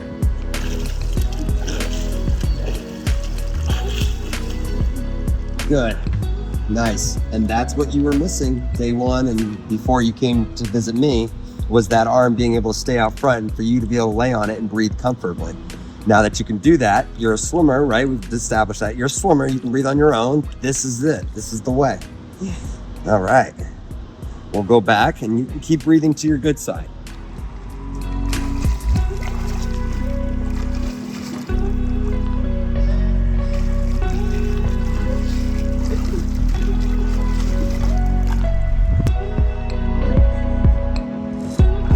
Good.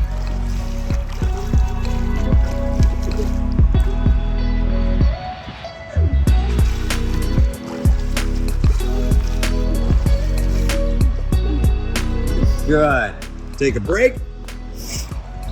I'm going to give you a correction. Your stroke looks fine, but you need to kick your fins more. When your face is in the water, her fins are doing something interesting. You're almost flexing your feet to slow yourself down, but really what's happening is you're spreading your legs apart to balance. Yeah, what you're doing is you're saying, the wider my legs are, the easier it is to balance. True, surface area, not wrong. But so does speed. Speed also helps you stay up. So instead of spreading your legs apart to balance you, kick your feet faster. Kick your fins faster, and you're gonna find this drill, this swimming gets a lot easier all of a sudden.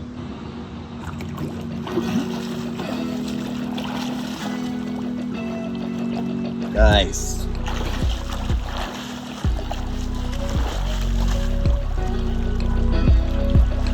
Good. Good. Let's keep going. You're not gonna be able to stand there. Get your back. Oh, or yeah, swim yourself back into the shallow water. You know how now. You know how now. We went over that earlier. Spin yourself around. Good for you, saving yourself. Good for you.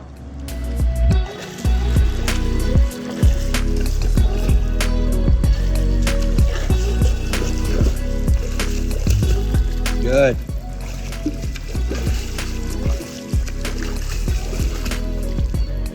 Excellent.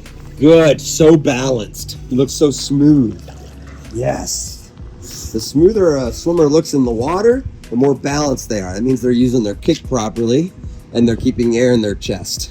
Good job. When you're a beginner, you have all the wrong instincts. You get in water and all the wrong instincts kick in, unfortunately. And so you get yourself into trouble a lot, and that's how drownings happen, the wrong instincts.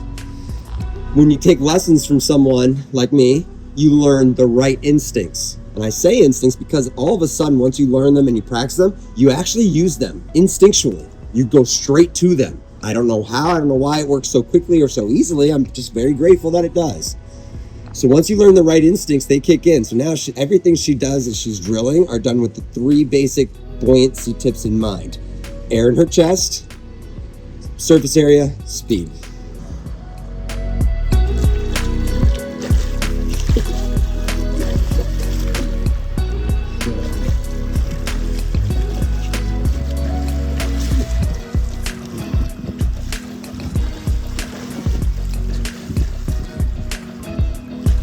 Good. Excellent.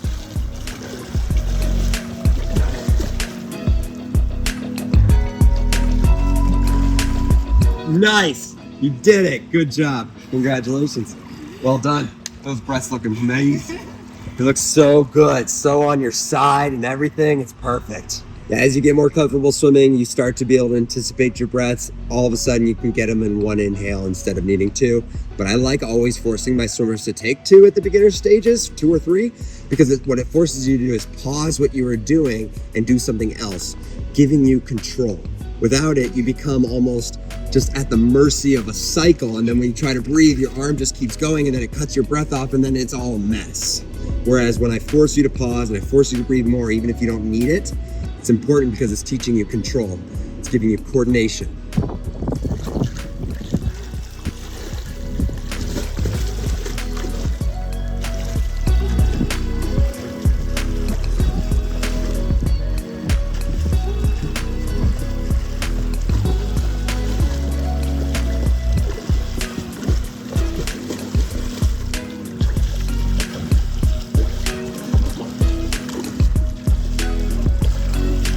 Good.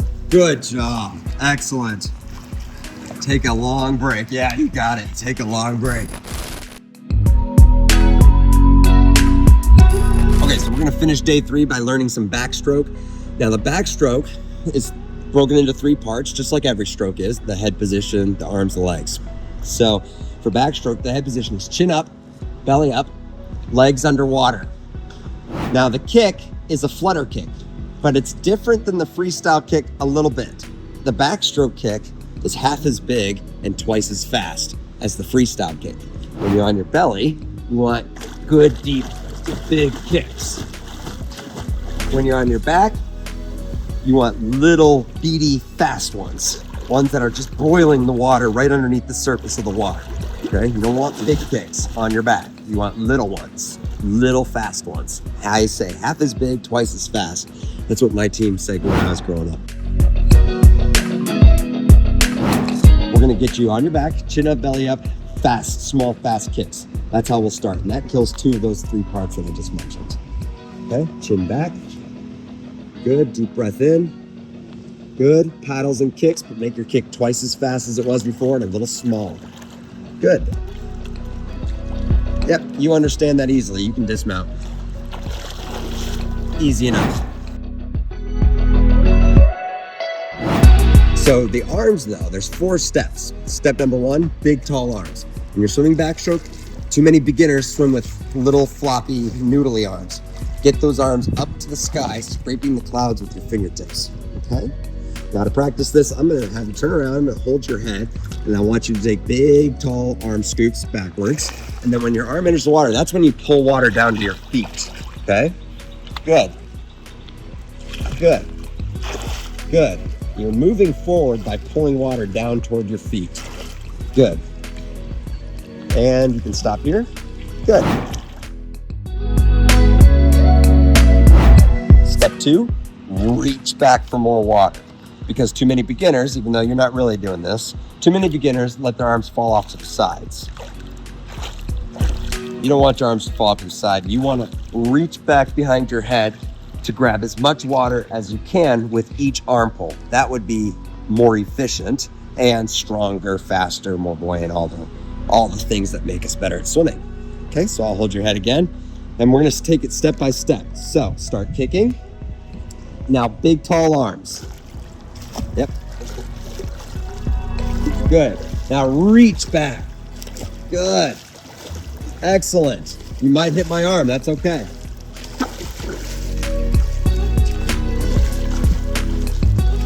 And you can stop here. Good. Step number 3 is strong invisible hands. That's a fun one. When your hand enters the water, it goes nearly invisible to all the spectators above the surface. Well, that part is the most important part. That's the pull. Chin back, deep breath in, start kicking fast. Big tall arms, reaching back. Good. And now strong pulls. And the pulls really just go off to the side more to the side. They don't have to go so deep, not this deep, or off to the side. Yeah, go ahead and keep going a little bit more. Fast beat, and stop. Good. She's got big tall arms, reaching back, strong pulls. 4th and final step, windmill arms. This is the step that you gotta keep going. The arms should stay opposite one another and just keep turning like a windmill would, or spokes on a bicycle. Too many beginners do what I call swimming from their pockets. And their hands are here, and they take one arm pull, and they meet it back down up by their pockets, and then they take another arm pull. That's not backstroke. Backstroke is arms opposite one another all the time. All the time. Okay, like windmills. Now, turn around, chin up, deep breath, fast kicks, big tall arms, good. Reach back, good. Strong pulls, good. Now windmill arms, which you're already doing. Good, I'm gonna steer you.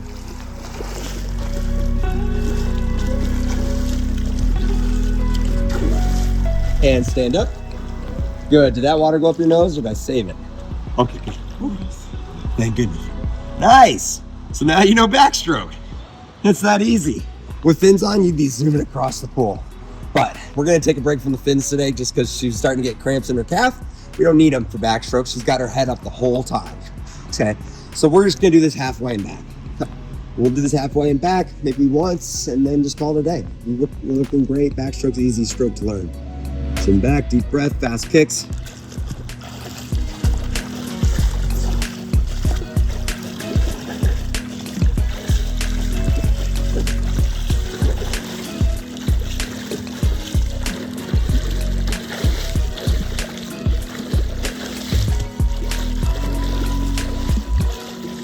And stop here.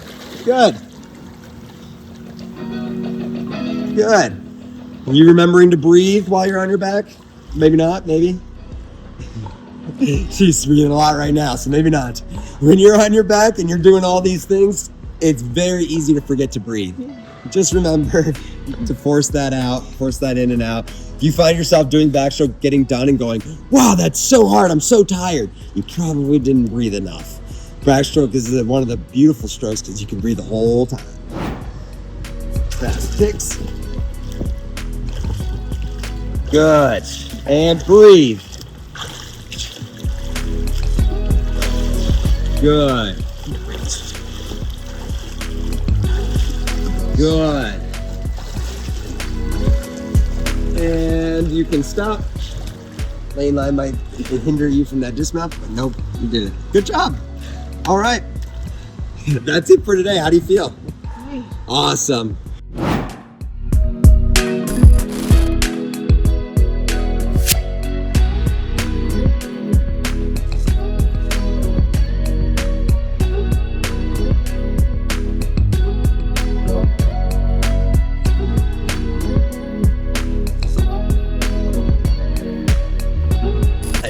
Jonny Rocket here with day number 4 of 4 with Kathy, teaching her how to swim. You guys saw us get her floating on her back, moving on her back, floating on her belly, moving on her belly, taking breaths to the side. She's made a tremendous amount of progress. We want to thank her one more time for her service, and she's going to go back to Delaware tonight, and she's going to be a brand new person for the rest of her life, able to swim on her own, laps, and compete on her own. Fun fact about her too is that she's also run a half marathon in every state in America, and I think that's pretty cool. So she's a very determined worker, and if you want your own private lessons in person with me in Austin, then email me right here. and we can arrange that trip for you to get here and learn from me in person, and maybe even capture it on video for the world to learn alongside you as well. So if you find these videos helpful, splash that like button, subscribe to the channel for free, become a member. It's only $1 a month, buy the merch, and follow us on our other social media platforms for shorter tips and clips throughout the week. That said, let's just dive right into it. Floating on her belly, taking a pull, breathing on her back, but I'm gonna have her just keep one arm out in front of her. So she's not gonna do a full pineapple where she pulls both arms down by her side, but rather she's gonna keep one arm out in front of her, okay? So you float on your belly, take one pull, breathe to the side, put that face back in the water, and then dismount, okay?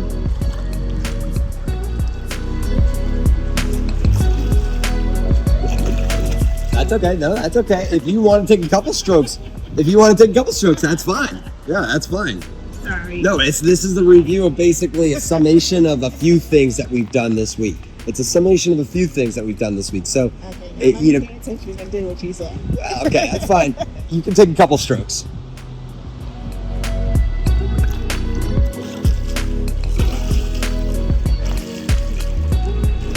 Arms back out in front and dismount. Good. Okay, same thing back. Take a couple strokes, breathe to the side, and if you can, remain on your side for a couple breaths and kick fast, just so we know you're maintaining balance, okay?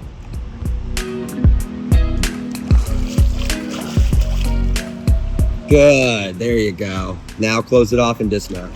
Yeah, awesome, good.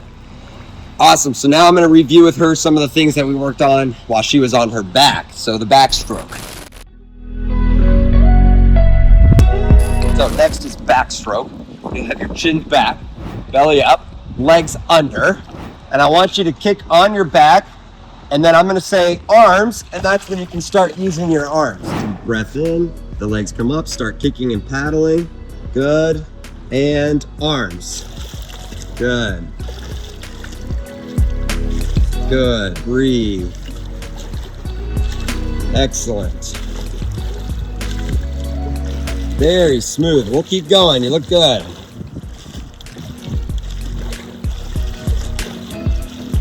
And you can stop here. Good. Now, if you would like to go the rest of the way, we can go the rest of the way. But let me remind you of how to finish on your back. When you get to the wall on your back, you take one arm and go across your body, reach behind your head. It's the same as if you were doing a pineapple from back to belly in order to keep swimming. Same technique. Deep breath, legs come up, start kicking, paddling, and arms.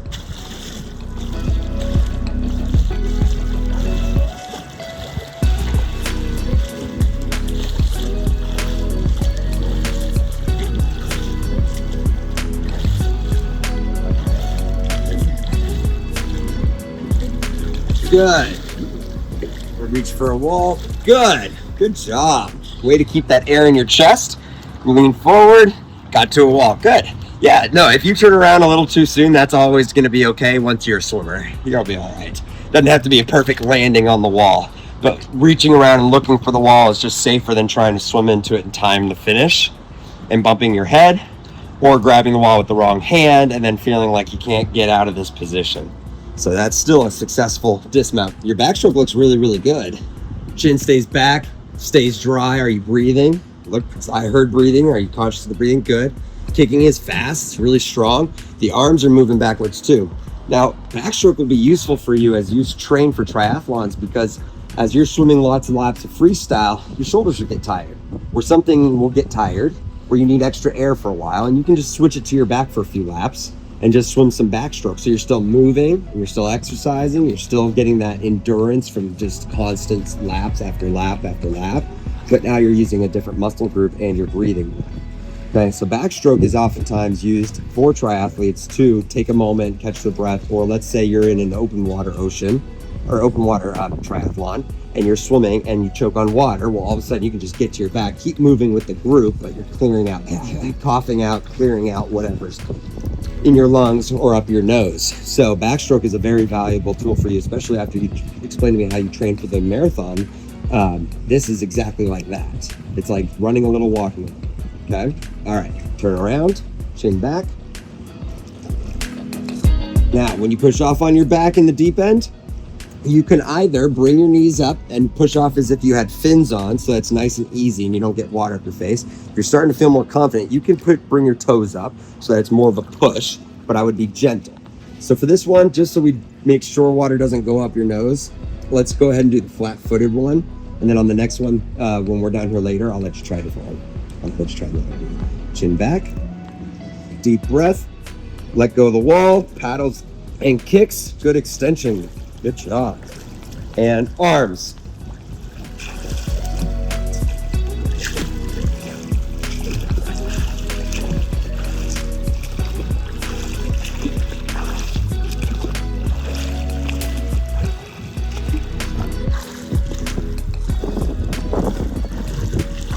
Good.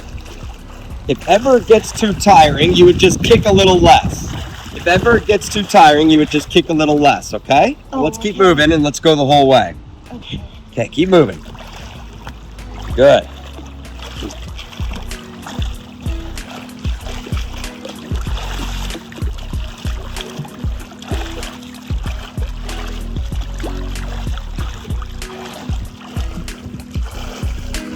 And dismount. Good job. Excellent. Good 25 backstroke, full length of the pool backstroke, no fins. Excellent job. Only yesterday she was doing that with fins, and I don't even know if we went the whole way or not. We might have, but no fins, full length of the pool backstroke. She's lap swimming. Awesome. All right, let's get into some freestyle. So we'll do the hand lead kicking review and a few freestyle, just swimming through it, trying to breathe on completely our side instead of rolling all the way to our back, and see how we're doing there too, okay? That's where one hand's out in front, the other arm is by your side, face will be down in the water. Now we want you to try to remain on your side as you do the drill today, Kathy. We don't need you to be rolling belly to back because it's a little bit more difficult or challenging to just remain completely on your side, face down, face goes to the side, and you breathe, face goes down without the shoulders moving. So it looks like this.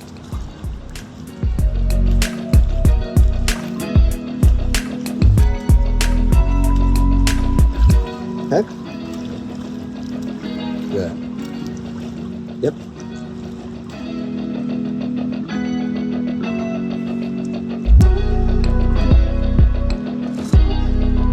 Good. I'm gonna steer you. Excellent.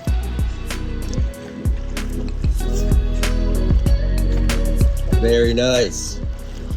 And stop there. Stop here. Good job. We'll do the next time going back.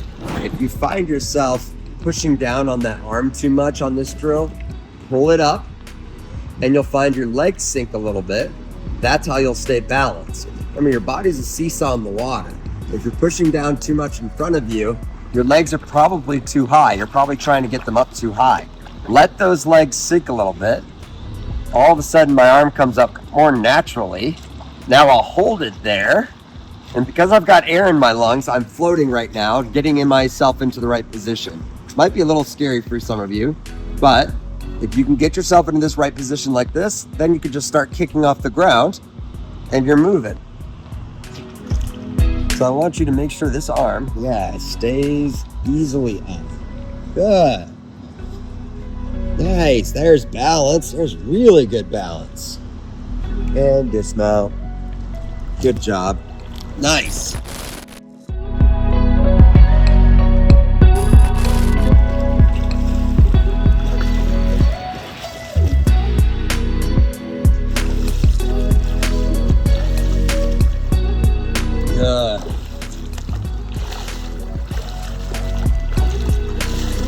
That's okay. Nice. Let that arm go. Yeah, you let that arm go down and this arm came up and Okay. you're not gonna be able to breathe that way, right?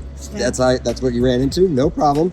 You're alternating your breaths. You feeling like you can breathe, you wanna be breathing to both sides, or do you wanna try and stick to that side again? That's your good side. Yeah, that's your good side. Take 4 strokes in a breath or 2 strokes in a breath so that every time you breathe, you're breathing to the same side, which is that right side, your good side.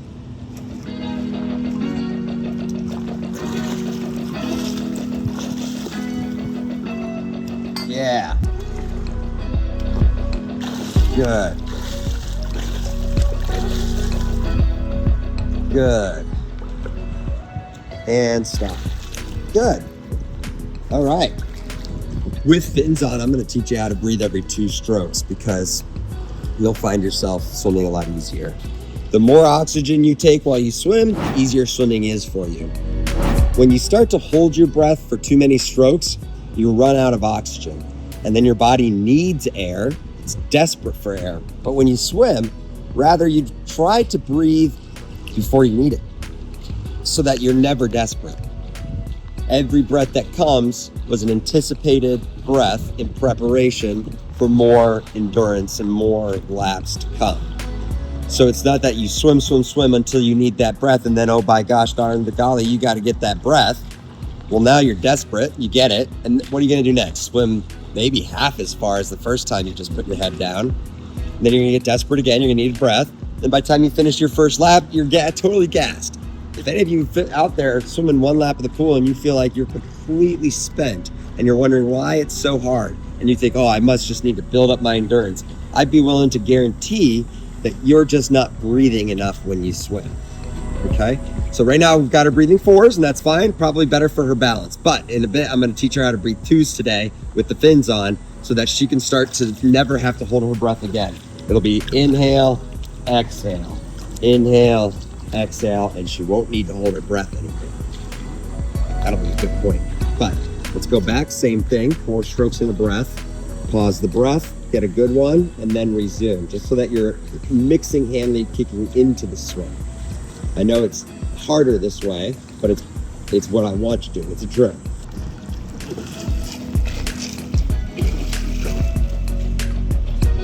Good.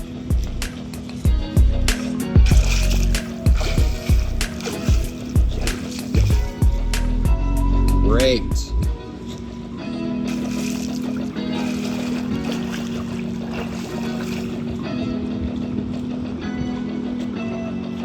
Awesome job. Awesome. So now I'll have her try to get her breath in 1 inhale and see how that goes. So each time you turn to the side, 1 inhale instead of pausing. Okay? So it's more like a normal freestyle.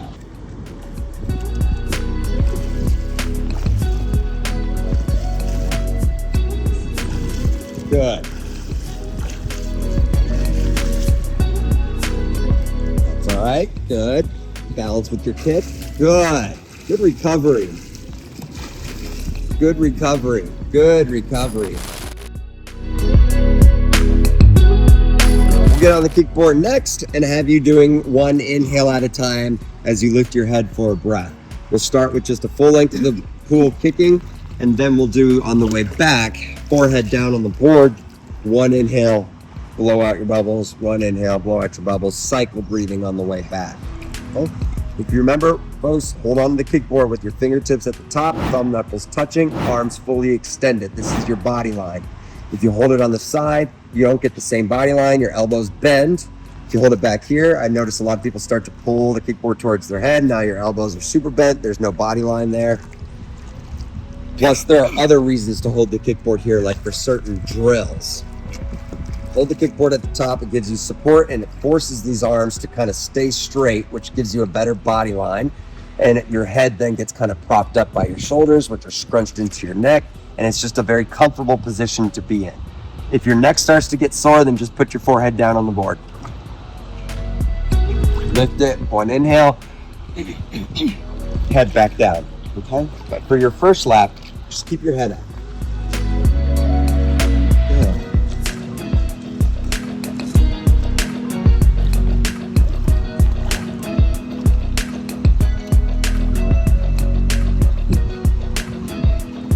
Good.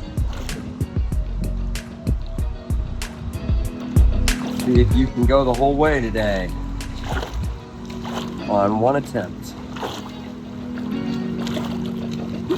The kick looks calm enough, her breath looks easy enough. I think she'll make it.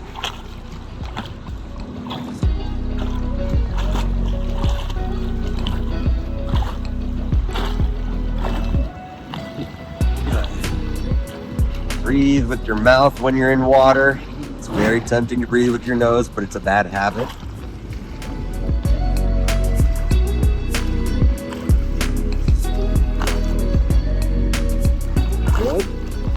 gonna pull with the arm closest to the wall. Spin the kickboard out of the way once it gets there. Good job. Excellent. So on the way back, I'll have her head down on the board. And you'll be breathing once. Put your head down, come up, breathe once. Put your head down, come up, breathe once. But do it on a cycle. Don't wait until you're out of breath. Good job. Good. Take a deep breath in and then forehead down on the board. Good.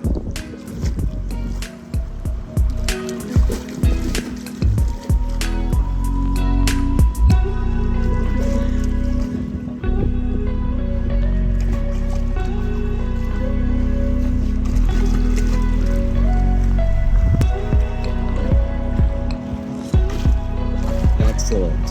I like the size of your kick. I like the floppy feet. Nice whips. Kicking in two directions. It looks good. This might be tiring, but you're almost there. A good drill for you to do at home on your own.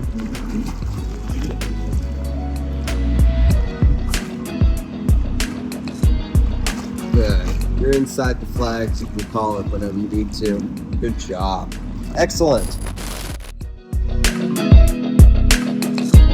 Yesterday we did this one-arm freestyle drill. You took one arm pull with your head in the water, and then one arm pull and breathe. One arm pull with your head in the water, one arm pull turning to the side to breathe. I like this drill because one, it forces her to keep that one arm out in front while she's breathing, which is the arm that most beginners are tempted to pull down early. The other reason is because it forces her to balance backwards a little bit more in order to keep that hand light. If she leans forward too much, she's going to push down on it, and that's what's causing it to push down too early. So it'll make her more balanced and give her a better body line. Even though it's not one of the 7 hand lead kicking drills, it's a lot like them that probably could be considered. It's not one arm swimming, it's one arm hand lead swimming. So should maybe be the 8th drill. Good.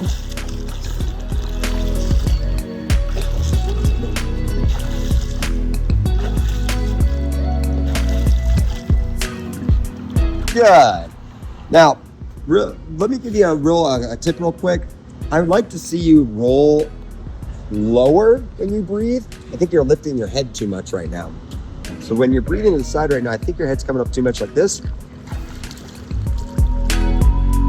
It's causing you to bob up and down too much and not get super clean breaths.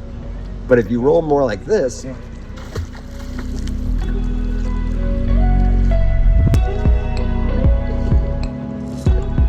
might find it easier.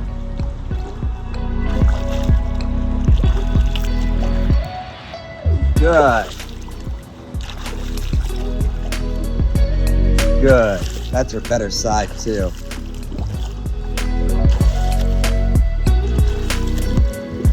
Good. Dismount when you're ready. Good. Excellent. Let's go into regular freestyle. So 2 to 4 strokes.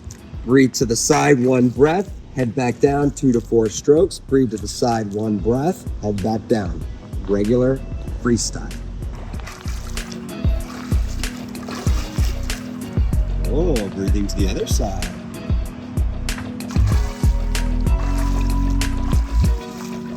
There it is. Oh, a twofer. Nice. Look at you. You did a 3, a 2.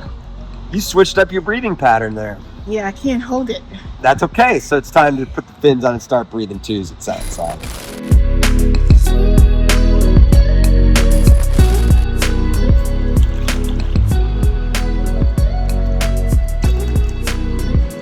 And now you see how workouts are designed.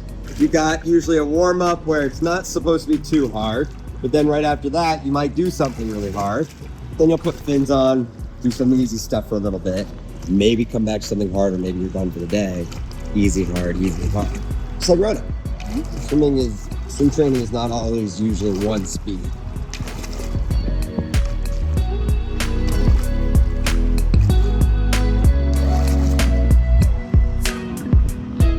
Nice dismount. Yeah, no reminders needed. See what I mean? I think on day 1, I told her that by day 4, the right instincts will be kicking in because we do it every day, multiple times, over and over and over and over again. So now she's just dismounting by twirling with her fins on. That's perfect. Okay, well, I'll take the kickboard back away from you. That was just all we needed. Just get you used to the fins again. I know. That's it for the easy stuff. Yes, see ya. Go. So let's do hand leg kicking. You're on your side, breathing once, face back in. Breathing once, face back in. Good. Come this way, point your hand this way. Nice, that's all right. I was gonna see if you could recover. Yeah, let's see if you can recover. Good. You wanna go right, turn it right. Okay. You want to go left, turn it left. Go, it's going in the direction of whatever's farthest in front of you, which right now is your hand. Got it. Okay? That hand's still out in front. Let's go the whole way.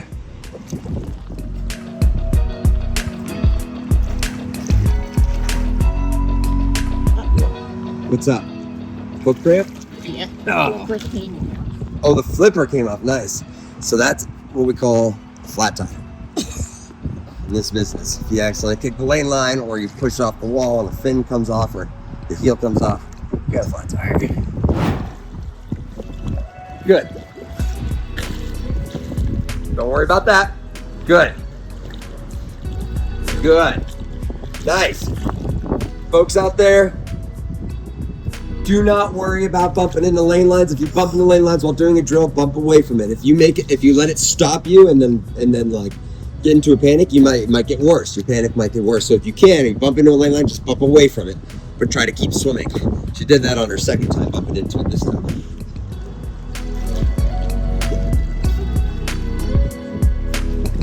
Excellent. Nice tall body line.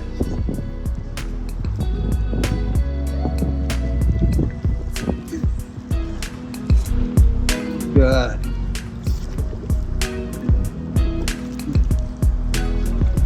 Great. Look how much control she has. How long that body line is.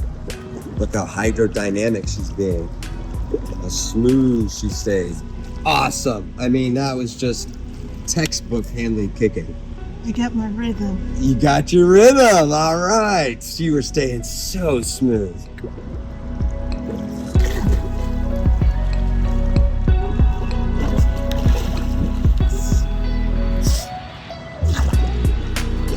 Good clearing. Good.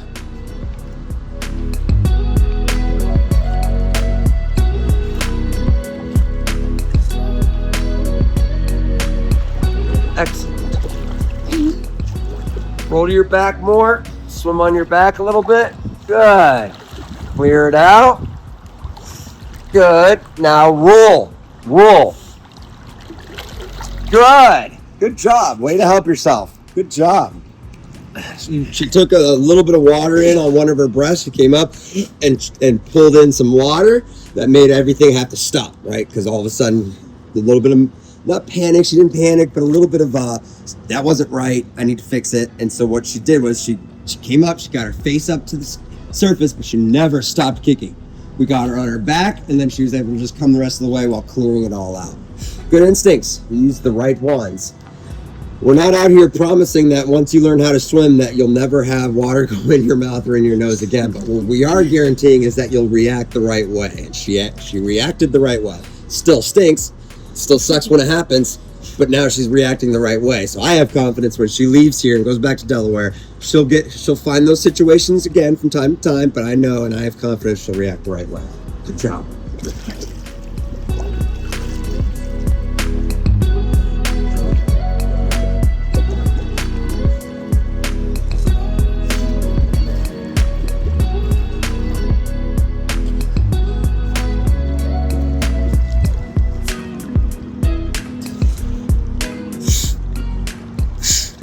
Good.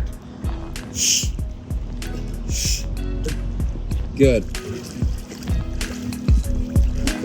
All right. Roll your back. That's all right, dude. Good job. Good. Don't get frustrated. Be patient. We're practicing. Those are the 3 rules for adult swim lessons. Don't get frustrated. Be patient. Practice.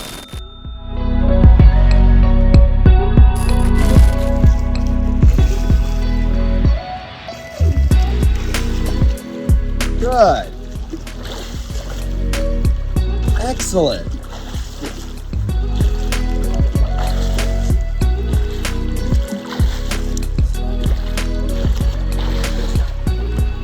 Want to keep going? That was incredible. That was so easy. Okay, so we'll keep going this way then, breathing every 2 strokes, getting all that great oxygen, keeping us moving at a nice steady pace that doesn't feel too difficult.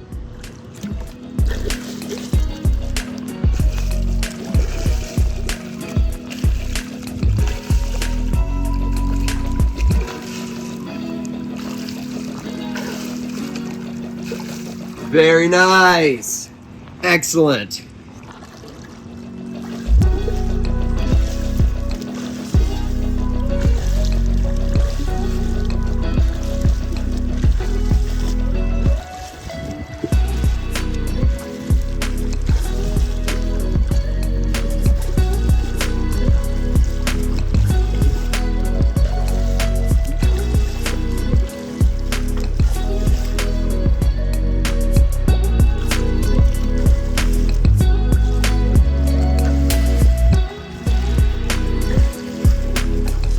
Nice. Nice. The hand lead swimming drill. So 1 arm in front of you, breathe every other stroke. I want you to do this drill the whole way, okay? So it looks like this.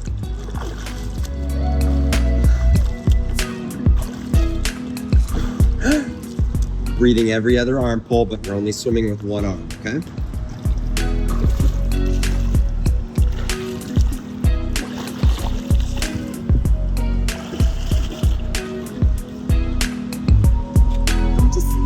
I'm doing this right. You don't feel like you're doing it right? So when you breathe to the side, let's go ahead and just pause longer. So when you're on your side, just pause longer, take 2 breaths.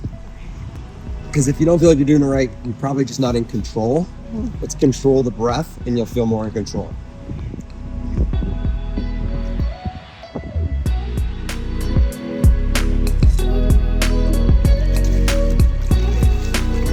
Pause, breathe. Breathe again.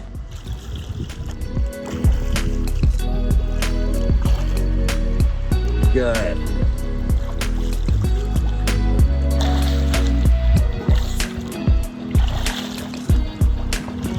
Good. Great. Yeah, the end of that looked really good. Also, like when you come out to the side, sometimes I hear you blow out of your nose real quick.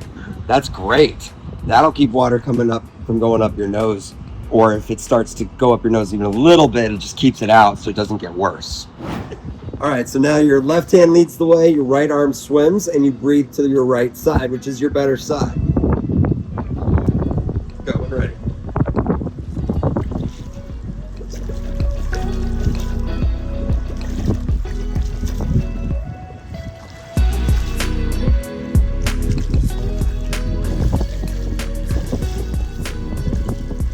There you go. There you go. Take 2 breaths. Yeah.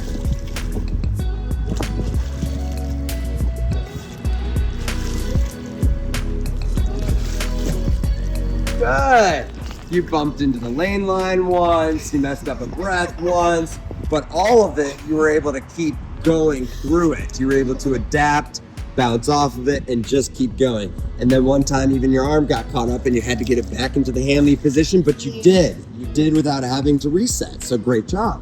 Nice job. So now we'll go into a little bit of swimming, just back and forth, and then the hand lead claw drill.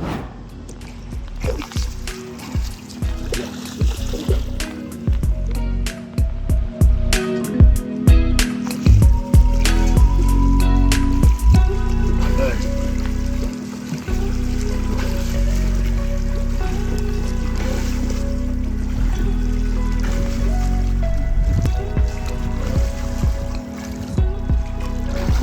job.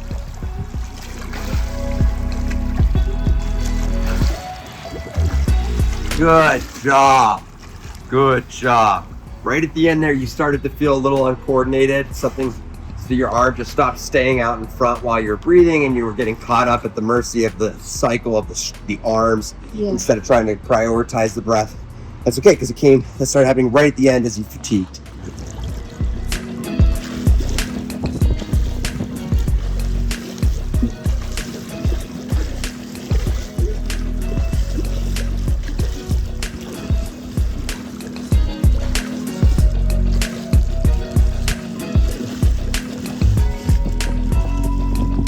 Breathe. Good. I was saying breathe. I want you to start breathing every 2. Go ahead, finish it up. I want you to get back into breathing every 2 strokes. Started breathing every 4 again. Okay. Get back into breathing every 2. Okay. And if you have to, pause the stroke. 1, 2, stroke, stroke, breathe. Stroke, stroke, breathe. Stroke, stroke, breathe. Go ahead.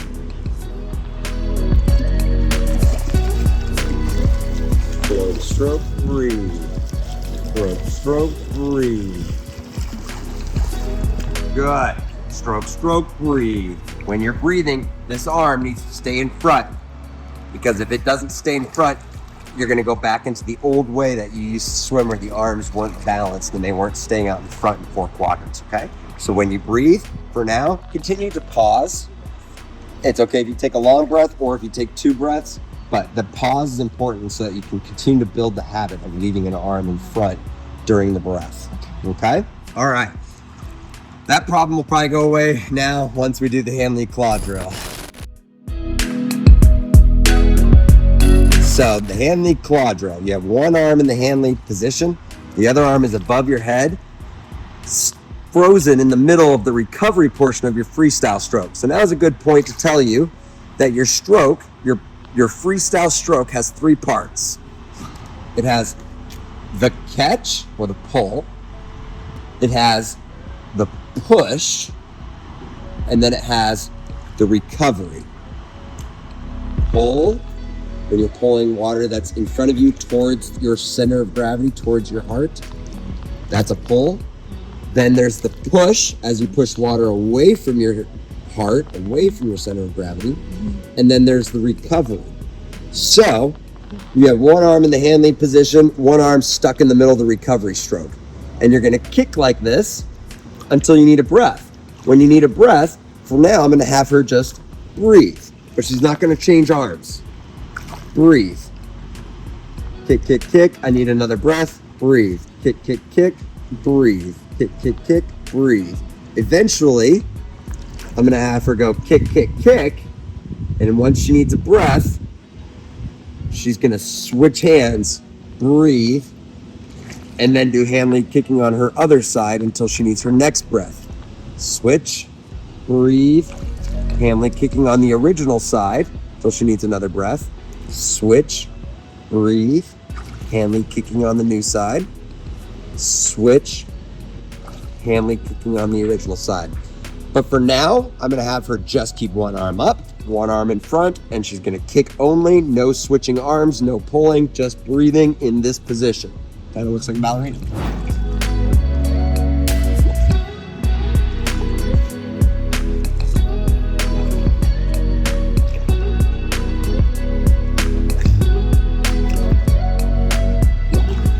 Okay, now, for those of you out there who don't have a swim coach helping you do this drill, just be sure your arm's not back here.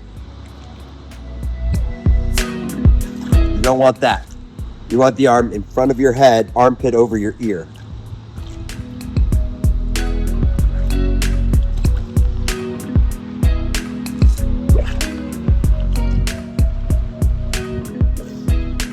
Okay, tilt forward. Head should be in, yep. Kick, kick, kick. Now breathe. Good, you're gonna have to kick real strong when you breathe. Good. Kick really strong. Yeah, it's hard, isn't it? Yes. Yeah, it sinks you. The arm up in the air has taken on 12 times its weight, so it's really sinking you as you do this drill. It's a hard drill to do. That's why it's a really good one, because it's forcing you to balance with the cards stacked against you. It's like swinging with a weighted bat almost. It's a lot harder. But once we take the weighted bat off and stop doing this drill, her freestyle will be so much better. Okay, so we'll go back.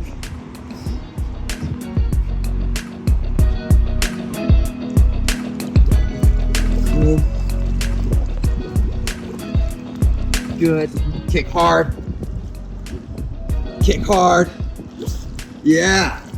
Wow. Oh, that's her good side. Yeah. Wow. You really got it. That's your good side. I'm impressed that you were able to get it so quickly.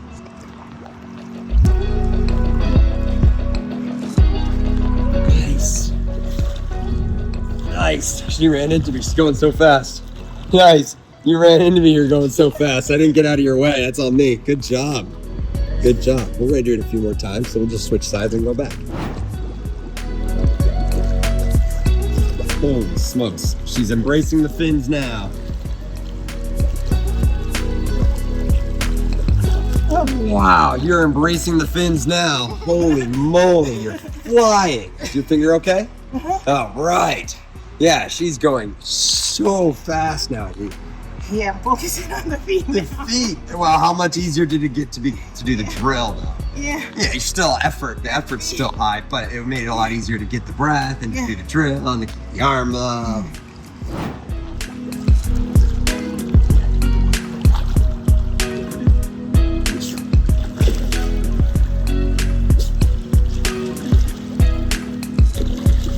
That's all right. Spin around or just do whatever you get. Nice. All right. Now, when you're doing this drill and your face is in the water, don't let this arm go in the water too. Try to keep this arm up and remain more on your side. Okay. Mm-hmm.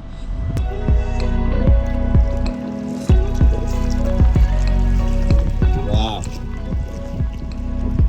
Oh, a little bit of a dip there. Good control though. Good control. Good control. Great control. Nice job. You had one breath that almost didn't happen. And so you just stayed there until it happened. Good job. Way to control it. Way to be the decision maker. Right? You didn't let the face, oh, I didn't get a breath. Bummer. I hope I get it on the next one. No! You're in control. And you stayed there and you said, I didn't get it, so I'm going to wait until I get it. Good job. One more time. Back and forth. One more time back and forth, and then we add the step of switching arms. It makes the drill a little bit easier, just a little more coordinated too.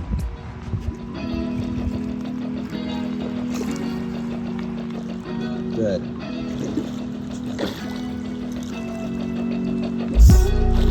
Good. Great. Good job. Excellent. Yeah, that one got even better. You're starting to feel a lot better doing it.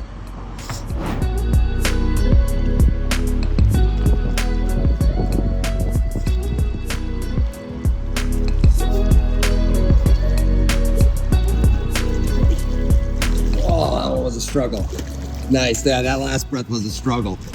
If you find yourself breathing and your arm is under the breath, just roll that arm open. Open up that window. Okay, so let's add the next step of switching the arms. Yeah, I know, I bet your shoulder's getting sore, so let's change it to the next step. The next step in this drill is when she was breathing here, instead of just breathing to the side that's up, now she's gonna switch arms first, breathe, and then put the arm up on the other side. So when she needs another breath, she'll switch, breathe, arm up on the other side. Kick, kick, kick. Switch, breathe. Kick, kick, kick. Switch, breathe. You can start with your head to the side. I'll get you going off the ground without letting you sink. Good. Now face down, hand up, and switch. Breathe. Good. And hand up. Face down. Sorry, face down, hand up, and switch. Good. And stop. And stop. Come on back. Oh yeah, we're going the whole way, baby. Good. Yeah, that's all right. You can grab the landmine. You can also tread water over the steps there. Yeah, you got it. Okay, so right now you're going from one breath straight to the other. Rather than that, because this drill requires a little more coordination, what you do is, once you've got your breath, then your arm comes up. Then you switch and breathe while both arms remain underwater. Then the arm comes up. Let's swim back, breathing every 2 strokes, like normal freestyle. And then we might even get into one of these lap lanes and try it in a lap lane.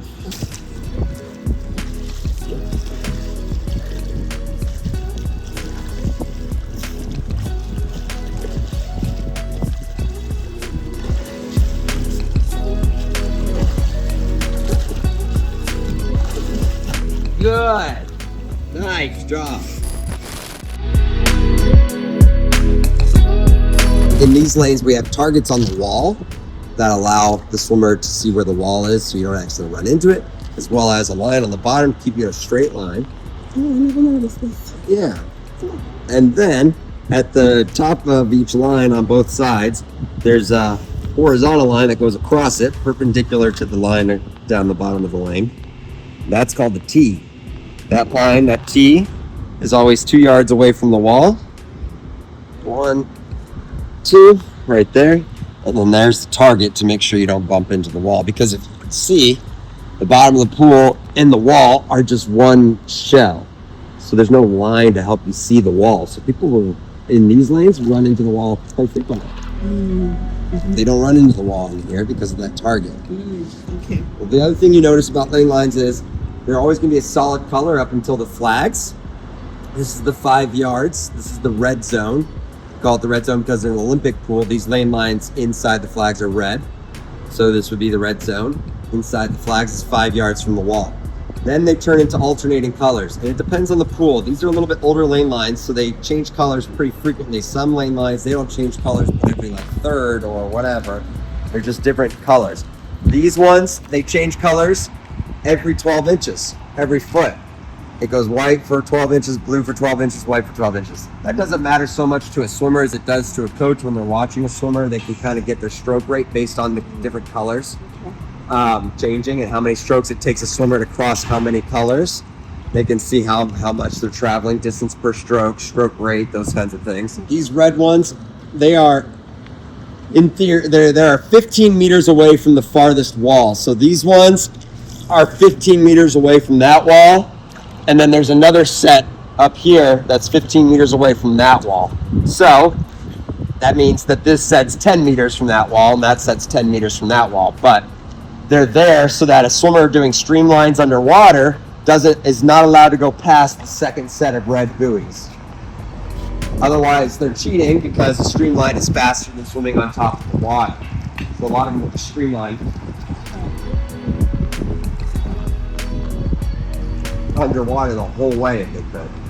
But those red buoys are there to disqualify the ones who go too far in their streamlines underwater. Yeah, we're not there yet. We're not streamlining the whole way underwater yet. But I do want you to try to breathe every 2 strokes, leaving that arm out in front. Breathe to your good side the whole way down in your first lap lane. Your first lap lane, regular freestyle. Same as before, breathing every 2. All right? Nice.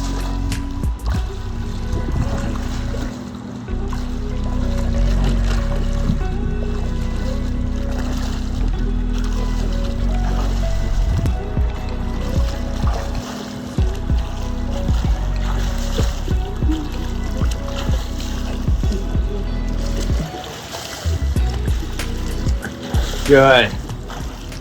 It's gonna be a little bit harder to grab the wall there, so find an open spot or grab the bar up there and then clear out your nose. Good! You made it about 75% of the way before that water went up your nose. Good job.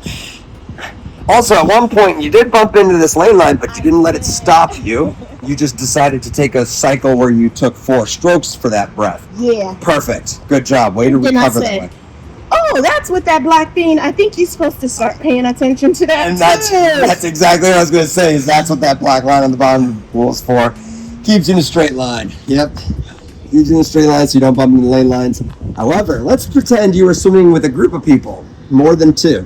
If you're swimming with just two people, you would split the lane in half. One of you would stay on one side of that black line, the other person would stay on the other side of that black line, so you can stay in the lane and swim safely. But if you're swimming with 3 or more people in your lane, then you're going to need to circle swim. Circle swimming, not literal circle, more of a giant oval. Circle swimming is where you swim down on one side of the lane and swim back on the other side of the lane.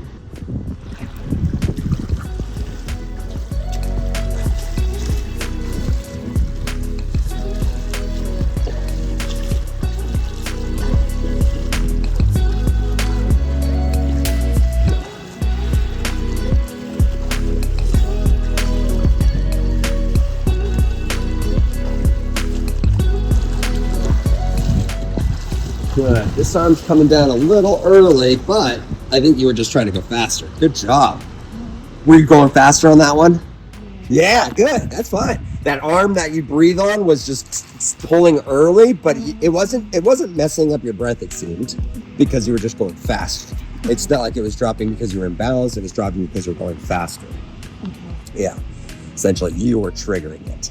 It wasn't pulling because you were imbalanced. It was pulling because you were going faster. That's fine. That's all right.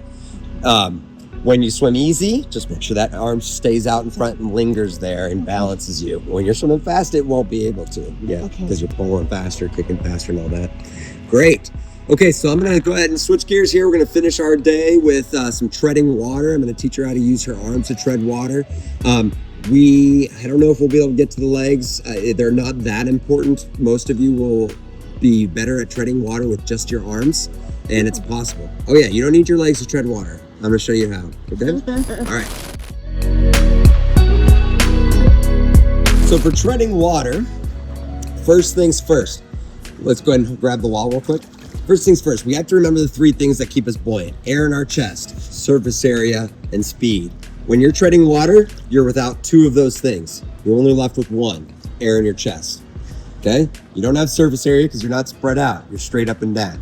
You don't have speed because you're not moving forwards. You're straight up and down. So the only thing you have to keep you afloat is the air in your chest.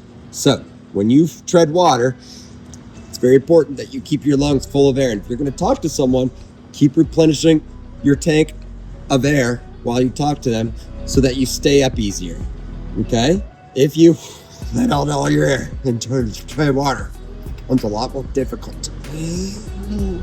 Because you only have 1 of the 3 things that keep you up in the water. You better use it. That's the air in your chest. Keep your chest full of air. Now, the first way I'm going to teach her to do this is by crossing her ankles, letting her chin go back and her legs go forward, and I'm going to have her just float like this. Because this is one of the easiest ways to float ever. It's kind of treading water, kind of floating on your back. It's a little bit of both. Okay? All right, so cross your ankles. Good. And then with your hands, you're sculling water by pushing water away and then back towards you. You're always trying to catch the water that you just pushed, and you're trying to redirect it back in and then back out and then back in and then back out fast. And when you do it right, there's a whirlpool that forms over your hands, and you had one just a second ago. You had a whirlpool over your hands. Good job. Does this feel easy enough? Bring your legs down a little bit or bend your knees more by just pulling them closer to your chest or something like that. Yeah. This should be pretty easy. Good. It actually won't be pretty easy for many of you, but it is for her. Go ahead and pull yourself back to the wall. And yeah, you can kick yourself too. Now, the next step will be for most of you to put the fins on, because you're going to do the treading with your arms, you're going to do the sculling with your arms, and then kicking with your feet. But I'm going to have her and you beginners out there kicking freestyle, because it's easier to kick freestyle with fins and tread water than it is to learn the egg beater kick.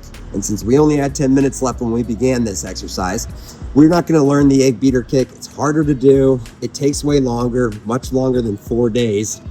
And so it's not really necessary. I only want her to tread water when she's wearing fins. So let's do it again. This time you're kicking and using your arms. And the goal when you're treading water, because your arms start to pull in one direction. I've found adults do. They'll start just pulling in one direction. You're supposed to be pulling it back and forth because you're trying to stay in one place. So you need to push backwards the water and bring it back forwards in equal pressure, with equal pressure and equal intensity. To move around while treading water, just lean. Good job. You've got to be getting tired. My arms were burning. And I teach this almost on the daily. All right. Once you feel good enough, you can stop. Good. Awesome. It's so easy to teach her everything this weekend. How do you feel? Good. Yeah. All right. Well, let's swim it back in. You've learned it all. If you would like to do another 50 of freestyle, let's do that. But let's finish off the day or the week with something easy that you like to do. Something that you like to do. What was your favorite part? Handmade claw. Yeah, that part. Yeah, if you want to do a 50 where you kick on your back or 50 on the kickboard, all of that will be fine for your last 50 here. And low. Yeah, look at that. Holy moly. Holy cow. I love it. It's hard. Breathe. Yeah. Good job. Hey guys, I'm at the end of my 4 days here at Rocket Swimming, and my experience has been awesome. I came here incompetent and I'm leaving competent. Thanks to Jonny, 110%, because I feel like I'm accomplished. I waited for this moment for over 25 years, and I feel like I'm a confident enough swimmer. And when I go back home, I'm already thinking and processing on making it and continuing it so it can become a habit. The things that I've learned, that I know that was crucial in my development, was the kicking, the hand lead, and the breathing. This was hard. This was a hard 4 days, and even though some of the times it may have looked easy, it was challenging. This has been challenging for me for the last 25 years, and it still is a challenge. Thanks to Jonny, because he took care of me. From day one, I trusted him, and I love his teaching, because he explains to you the why, and you appreciate the value of the why, and knowing how to do something and appreciate why you're doing it versus someone just telling you to do it. So I value that. I know why I'm doing what it is I'm doing, and also to correct the problems that I had. He kept going over and over and over again. So I know when I immediately to self-correct myself. I know when I get into a jam to get on my back, or to self-correct, and I appreciate that too. So these 4 days, like I said, it's been amazing.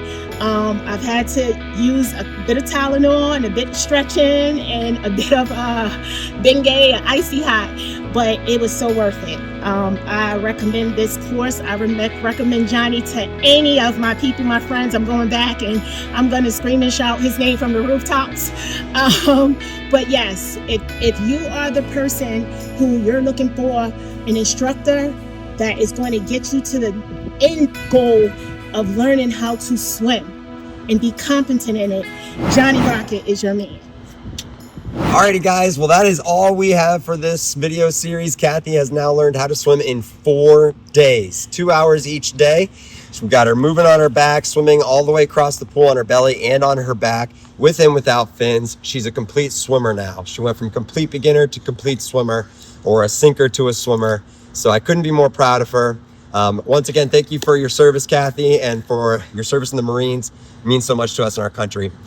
If you guys want your own videos with me in person, then email me and I'll respond to you as quickly as possible. I get to everyone in the order of which they are received. Sometimes if you email me today, you may not hear back from me for a couple weeks because I'm waiting so I can get back to everybody in the order in which I receive their communications. But with that said, if you found these videos helpful, splash that like button, subscribe to the channel for free, or become a member today for just $1. Buy the merch. Follow us on our other social media platforms for shorter clips and tips throughout the week. And with that said, get ready to rock it.